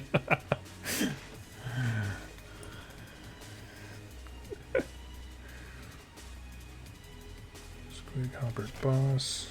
Okay. Hammer through here. Get to the Boingrot Bounders.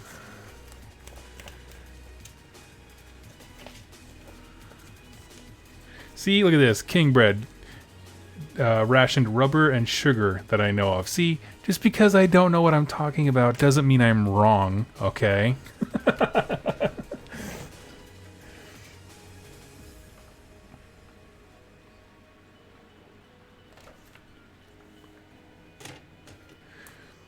I use that line on my wife way too many times. I do not get away with it anymore as much as I used to.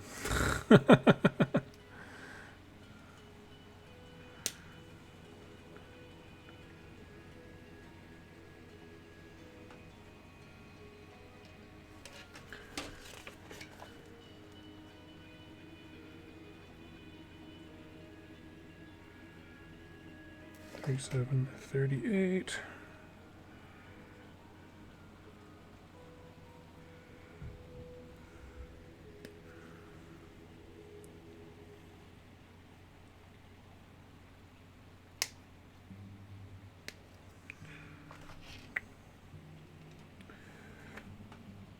$39.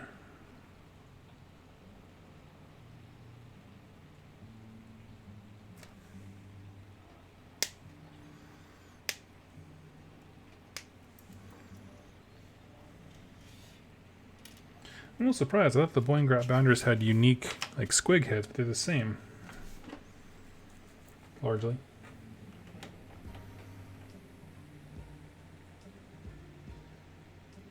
$33.34.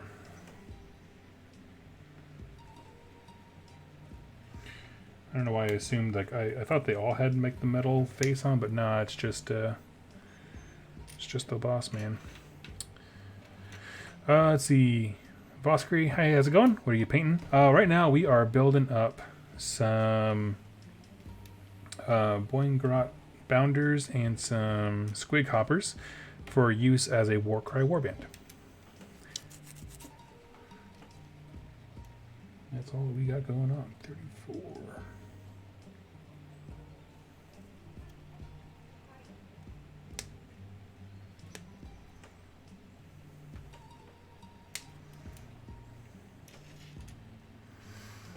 You have different faces to match with different mouths. Oh yeah, I know. There's still plenty of variation. I just assumed that they were all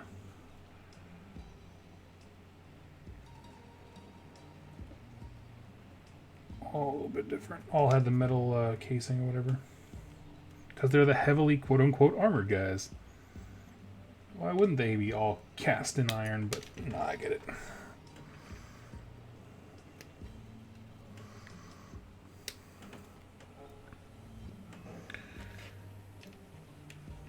Two, three.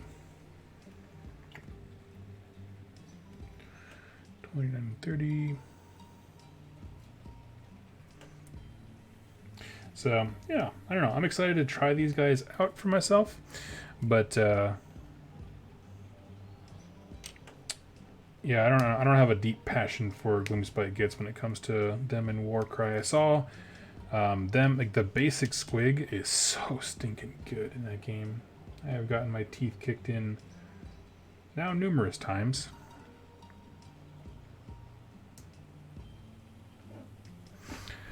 Because they have, so they're basic for me. Like, if you want to know if a warband in Warcry is good, you just got to look at the whatever the most basic ability is that goes off on a 2 that anyone can do.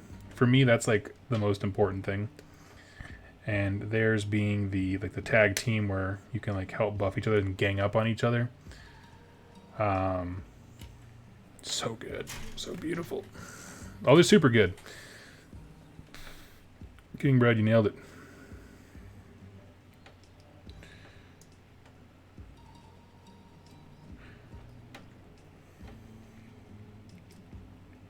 Maybe I'll hold on to him, and next Halloween I'll do a Bad Moon narrative campaign for him.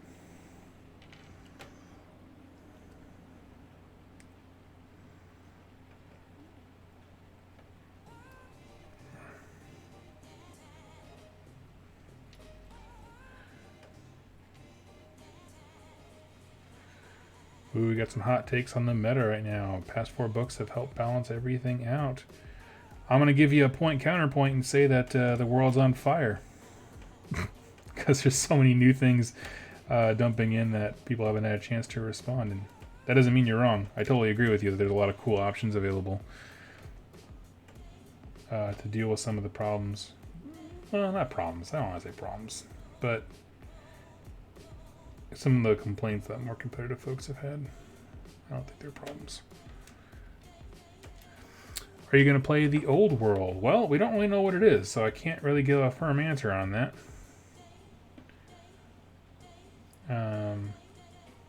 Because they didn't really say what it was. They just said a thing is coming in 3 years. So, maybe?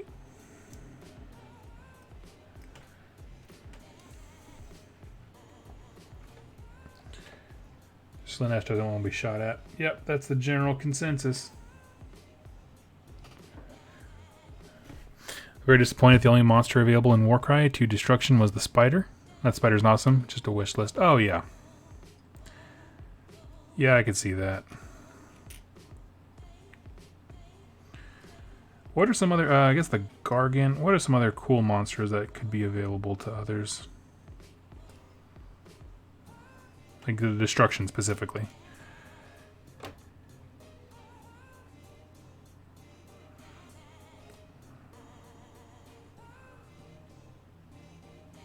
For all we know, it could be Age of Sigmar 3.0 of the old world. Yeah, that's the thing. You know, honestly, Now, I know Jack disagrees with me on this. I would love it if it was like Warcry. If they were like, hey, you like playing Warhammer Total War? Now you can bring that scale of combat to the tabletop. Ba-ba-ba. And we're just like War Master, but not War Master because you don't want to call it a thing that nobody played before. Admittedly, the models for War Master back in the day, they did not have their vision exceeded their technology of the time. I will say that, and that's the polite way of saying everything looked super dumpy. And I think they could do a much better job now. But yeah.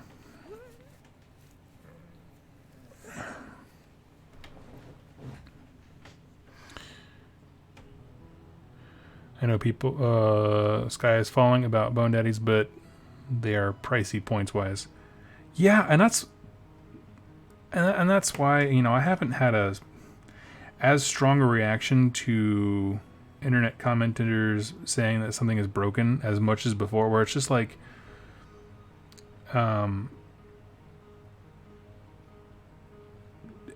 there was a podcast that I listened to back when I played War Machine and Hordes. Okay, it was called Muse on Minis, and they had some just very intelligent people that, like, not just about that game specifically, but about game design.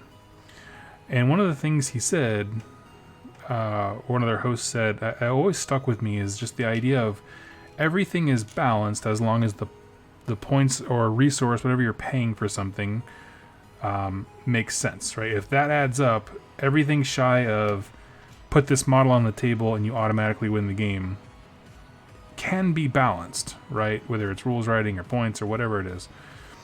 And so, you know, looking at the abilities and like the immunity to battle shock and all these things like that in a vacuum without considering, like, no, you need to make choices, hard choices when you play that army. I don't know, it didn't sit well.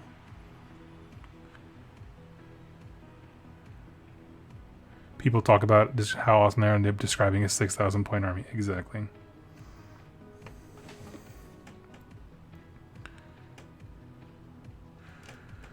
But I'm also someone, you know, because of my limited tournament experience and knowledge and that kind of stuff, like, I tend to not chime in. But that was just one where it's just like, this is just egregious.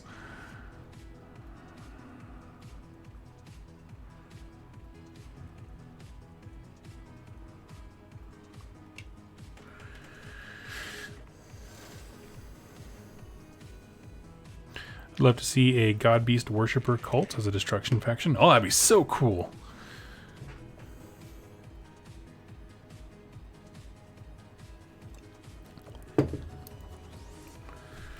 All right.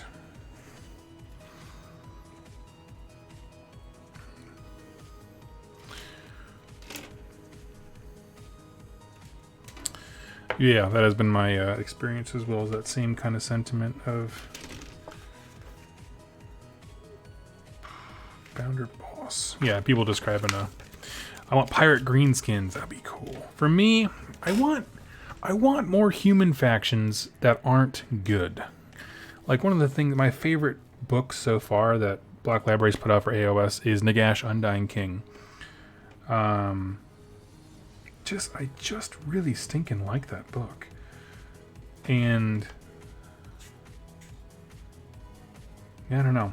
The idea of, like, so if you don't know, that book has humans who worship Nagash, and they're not bad people. They're actually just trying to survive like everybody else. 64 and 65.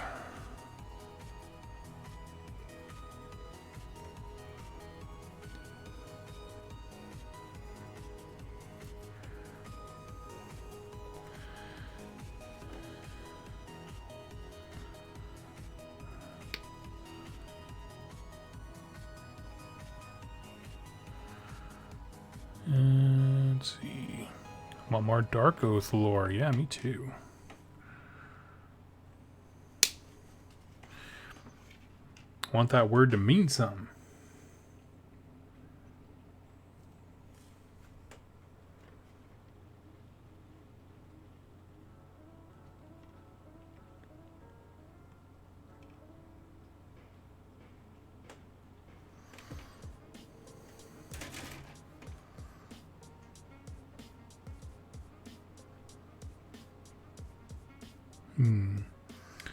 It's having me look for a part that I don't recall seeing.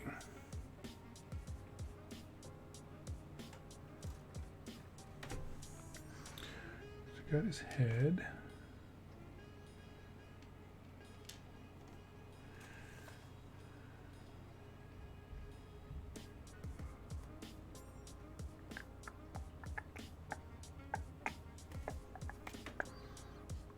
Here we go.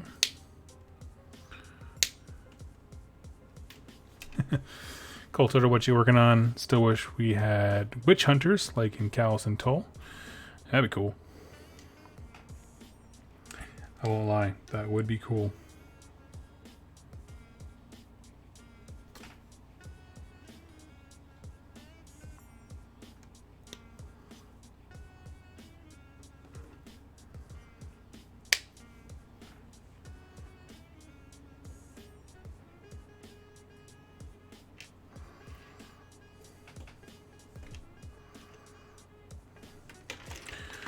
Okay, so I'm at the hard part where I'm picking out all the different parts that I want to use for my guy, my leader man. There we go.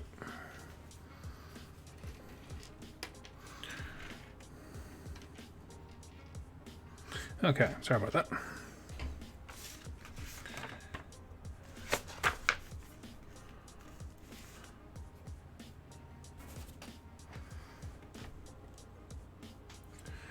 Eight and 9. So yeah, what's everyone else working on right now?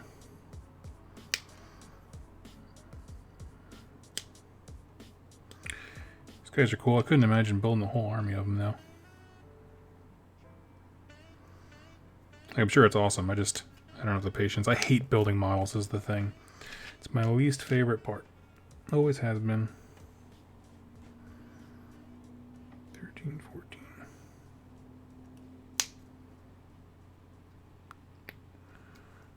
Waiting for shade to dry on 32 Chaos Warriors. Oh.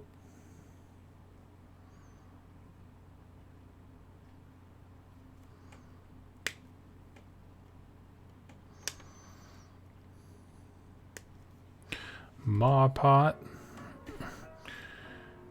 Jack and Omniface trying to start World War III. Okay.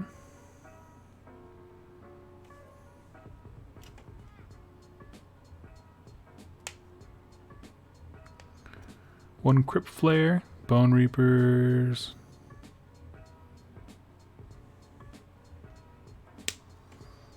Shadow Warriors, and a devastating comeback for Omniface.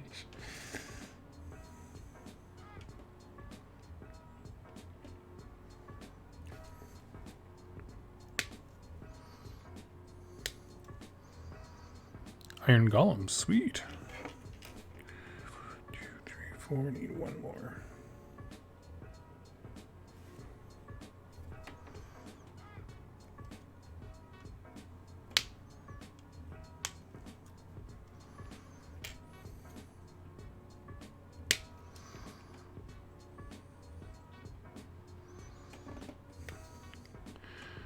Jack, no beastman on that painting table. Jack's never done beastman, I don't think. I did. So I was going to do him for a whole year, and then I made it 2 months. I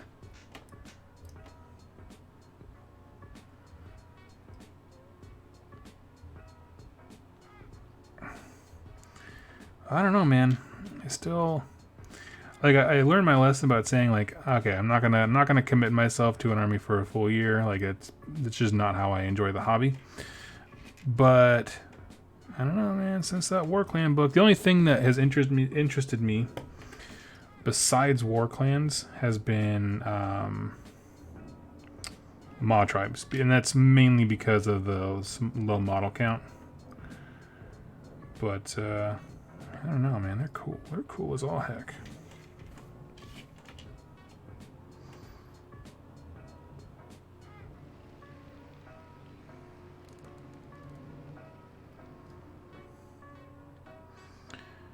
Working on some Savage Orcs after just playing 2 games this afternoon. Ooh. Are you building them for Warcry or are you building them for AOS?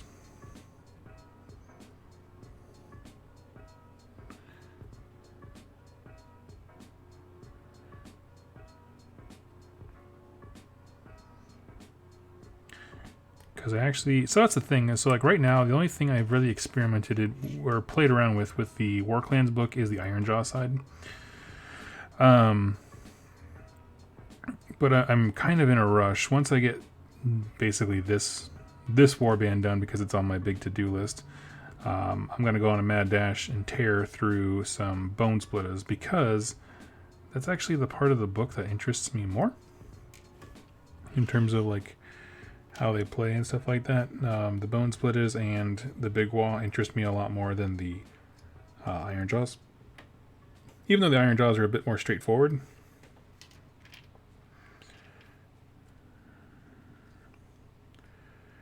I just really like all of the Bone Splitter stuff. That's something I've been like doing. Like I've been thinking about this tournament weekend. Like, okay, what would I have done differently if I was doing the Bone Splitters? And then, you know, there's some stuff I can't predict, like how important would that 6-up save actually be? Like if you don't know, Bone Splitters ignore pretty much everything in the world on a 6-up.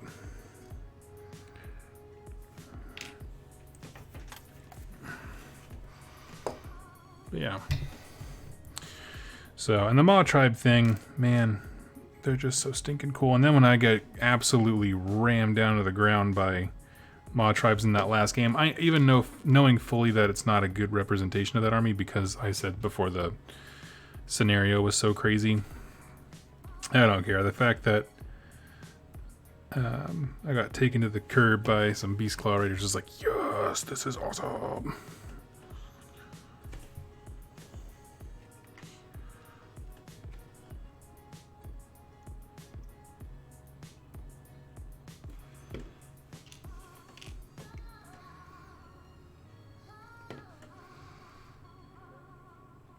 So yeah, even though I've been a good boy when it comes to sticking to Warclans, I did have a brief moment of weakness where I was just like, man, maybe I should play Maw Tribes.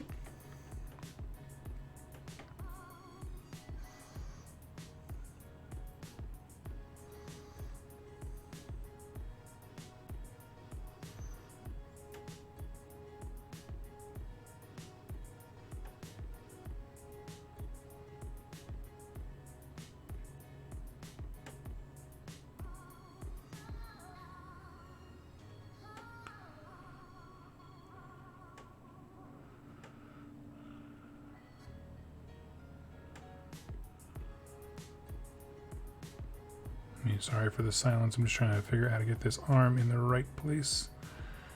It's being a little bit difficult.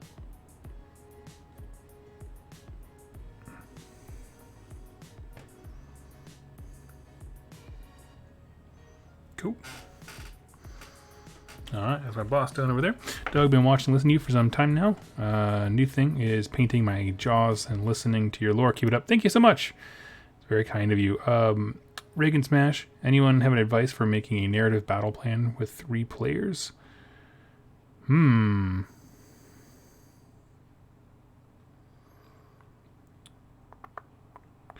think there's some stuff in the open play section, at least if not from this year, then from last year's GHP that had stuff about that. I don't have it near me right now to be able to look it up, but I would see if you can get a hold of last year's General's Handbook. It should be pretty cheap.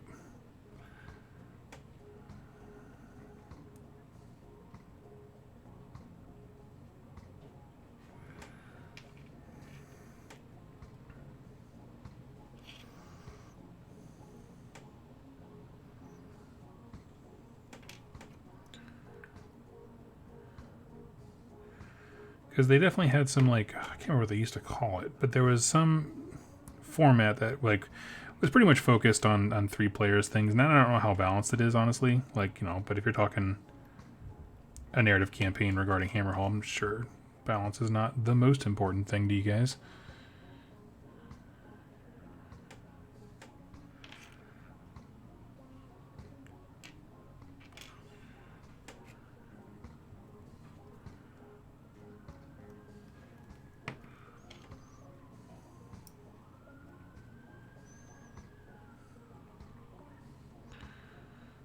Let's see. All right.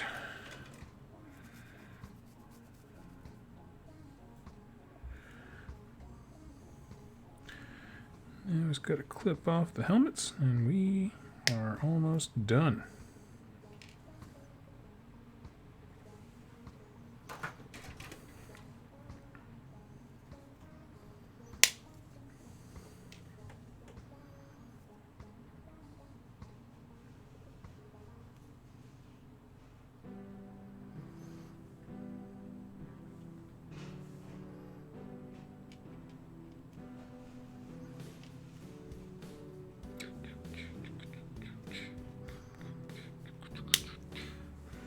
Let's see. Right now the plan is one dude is using his Phoenix Temple and Stormcast to repel a Wah and some ghosty boys. Oh, there you go.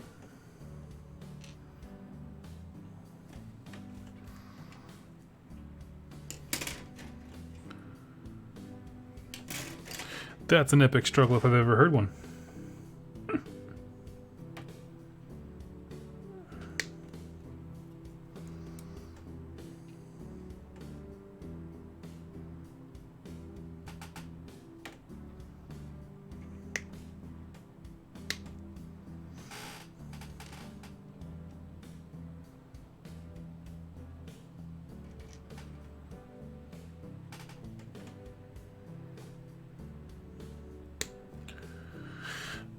Jack, how's that Beastman doing on the painting table? Future Super Blood Bowl champion color scheme? Ah, I take it you are one of the gentlemen that Jack lost a bet to. What is he painting for you, Davis?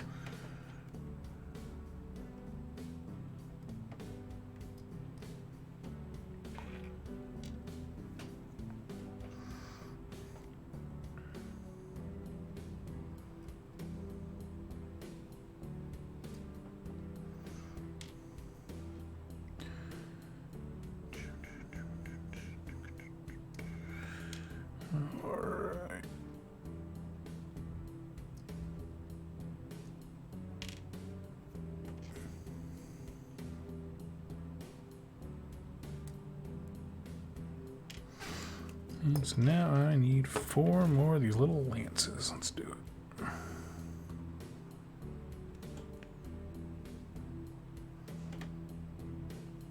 it. Putting me on blast. Why do your fans hate me, Doug? Ah, they like ya.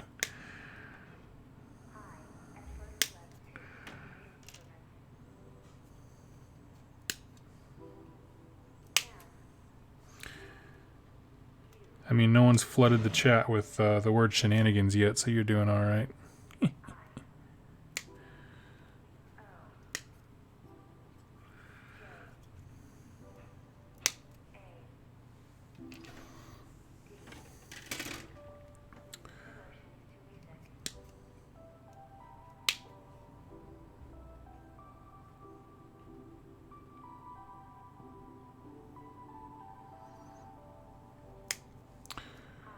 And with the rumor of Seraphon in January, Slaves to Darkness in December, and more rumors of the Gargant army, really torn on how much cool stuff there is.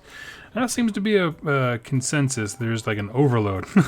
I did not hear any rumors about Seraphon in January, though. That would be cool. I want every book to be on the same system. I'll be playing, you know, second edition basically. I want everyone to be playing second edition plus Maggotkin to get a new book. I say Maggotkin because they're one of the weird things where they came out with like a second edition kind of book, but some of the wording, like they started doing some of the more standard wording, like their 6s are still on a 6+ rather than exploding on a 6 unmodified. But yeah. Seraphon in January rumor was from Tom on Warhammer Weekly. Oh, well, then it's totally debunked. Nah, he's fine. I don't care enough to fact check and figure out how many times he's right compared to wild speculation, which is, you know, honestly why I don't make wild speculation videos like I've been asked to. I was like, meh, not for me.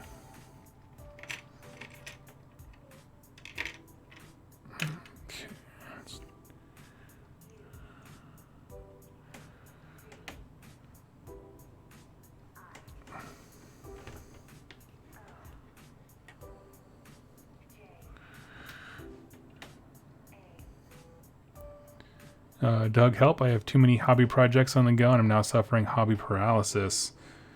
I mean, I can give you my advice, but it's not going to sound nice where I just say,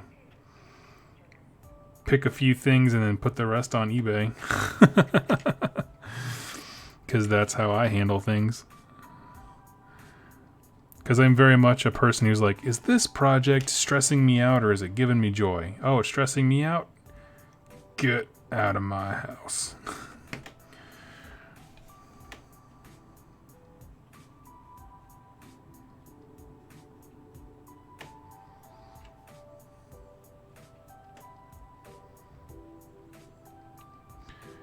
Seem pretty certain of it. I'm 100% kidding about the validity of Tom's claim. I have no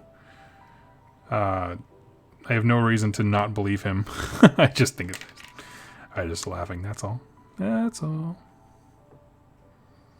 Just poking fun.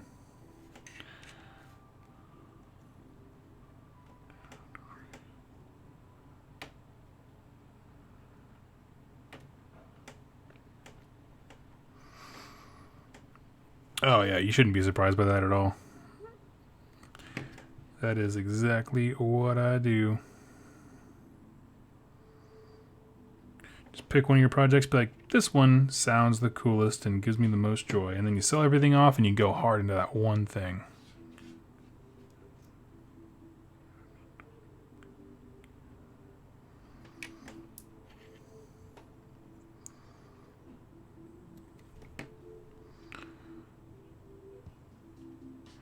I have a Warhammer Fantasy battle army of Slaves to Darkness I'm considered bringing over. I already own a bunch of Seraphon, but a Gargant army sounds like so much fun.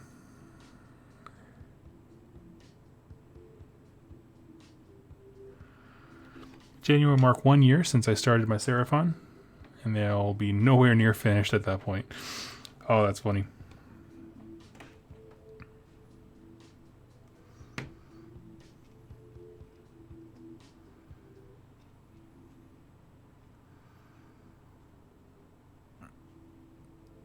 They're an army.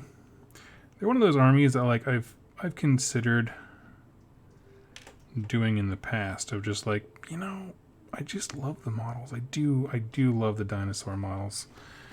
I can say that for sure. But I don't know. Like actually like that round 2 list that I played against where it was like an alpha striking thing. Like, I legit thought that was a cool army list. Like, you know, it was a bunch of skinks and you know, hard-hitting melee unit. I was like, that's awesome. It does one thing, and if that one thing works, you win. And if it doesn't, you don't. Like, I was like, I don't know. I kind of dig that. The simplicity of it. So for a brief second, I considered becoming a Seraphon player, and I was like, Then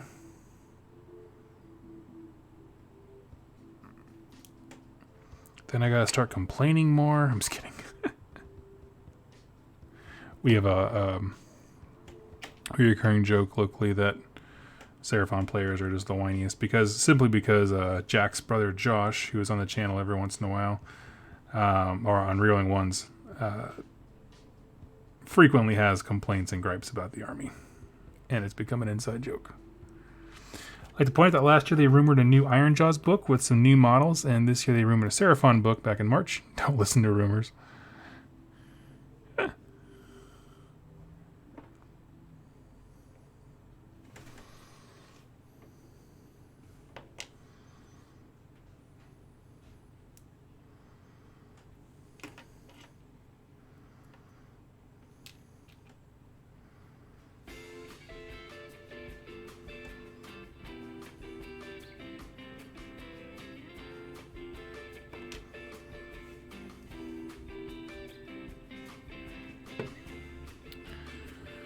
If I did the eBay thing, Doug, I would need a year as I've been buying stuff for since late 80s rooms for stuff. Oh man. That would stress me out. I'm not gonna lie. That would absolutely stress me out.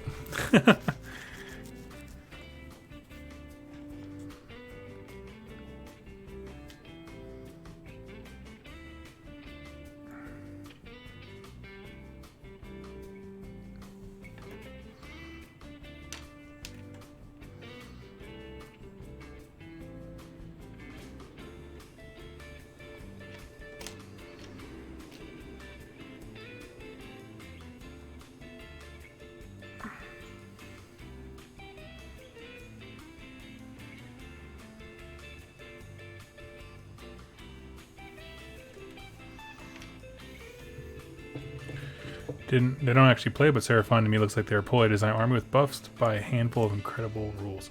So the thing with Seraphon that I have come to understand is that I don't think that they are a good or bad army. I think the game has just evolved around them, right? And so there's a lot of weird language quirks, like the way that they write rules for the game is just very different from what it used to be. And so that manifests itself with some weird stuff that I saw this weekend of, like, you know, how far you can teleport. Like the pterodons can come down 3 inches from your face instead of outside of 9 like everybody else has to do.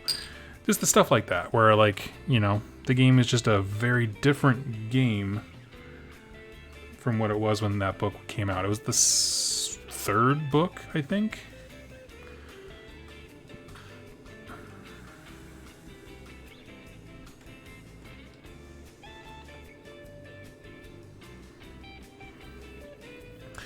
So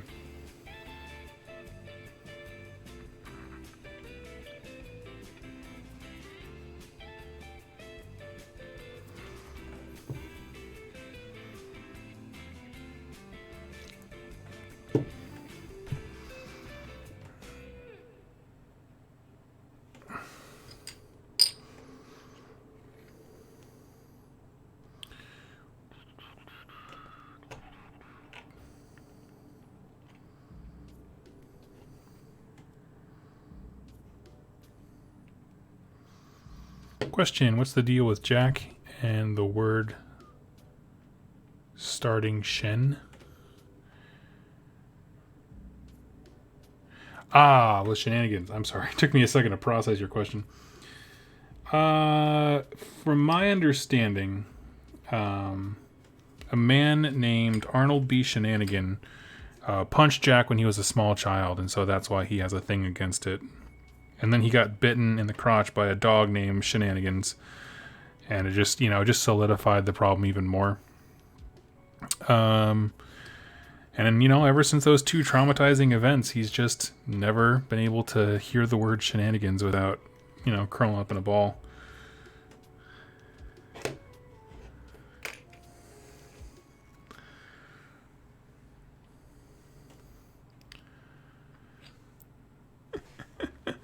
He also thinking against Bone Daddies really makes you think. I also hate Bone Daddies. We decided this is, well, my answer obviously regarding shenanigans is a joke, but regarding Bone Daddies, we have both come to the conclusion is like, we have daddy issues, but we're also grown men. Grown men don't call something daddy. We're just like, I don't like it. I don't like it. Neither of us do. I can't stand it. Who could be anti-daddy? Me.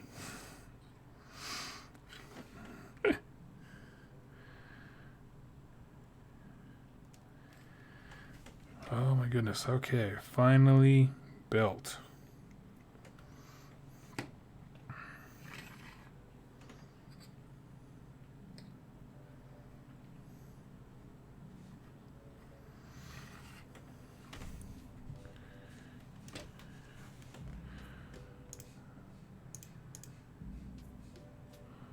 Let's see. Make sure the music's still going. Jack says lies. I don't think so. So what I'm going to do is get some super glue and glue like a dime or some kind of coin, maybe a nickel, to the bottom of these little suckers so they don't tip over so easy, just because the center of gravity is so stinking high.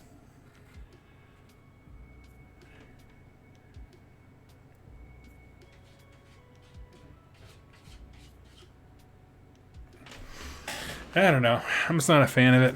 I mean, honestly, so onto the real answer as to why Jack doesn't like shenanigans. I kind of share it, but not to his degree of disdain, which is like we start to make our own little sub language within this culture where, like, if a new person hopped in this chat and was like, who could be Auntie Daddy, and asking all kinds of questions about Bone Daddies, they could get a very different impression. Of course, obviously, that's the joke. But the thing is that the more times we have our own little inner vocabulary, it can get hard for people to understand. So if I say S2D, I know it's Slaves to Darkness. Not everyone else would. And so shenanigans is one of those words that all of a sudden, just like the minute the word shenanigan entered the bloodstream that is Games Workshop products, it's been used to death to describe any kind of anything, right? Anything that can be a shenanigan. So whether it's a unit ability or just the way, like, you know, he did the conga line shenanigans where it's not a rule, it's just how someone played. And so it's just this little sub-language. So, yeah. Fight the vocabulary. Okay, so let's see. Got a bunch of bits left over. I'll throw those to the side. Maybe I can use them for something. Got a bunch of conversions coming up for Untamed Beast things. There's just some pretty gnarly looking daggers. I can probably use those. King Brad, woo! Lizard Folk Blood Team is complete. Congrats, bro. That's awesome. It's all applaud. And let's see, how long have I been going for? I've been going for just over 2 hours now. Holy God. Okay. I'm going to go ahead, I think, and hop off for the night. I got these guys built. It always takes so much longer to build than I think. But I got them built, and next time I'm on, I'll be painting all of them, hopefully. Hopefully I can get these guys primed. And, yeah, we'll hang out and we'll get some Gloomspite Gitz painted, not just built. So anyway, thank you all so much for hanging out with me. It was a fun time, and hope to see you all in my next live stream. Got a cool video going out tomorrow I think you might like. And, yeah, y'all take it easy. Have a wonderful night.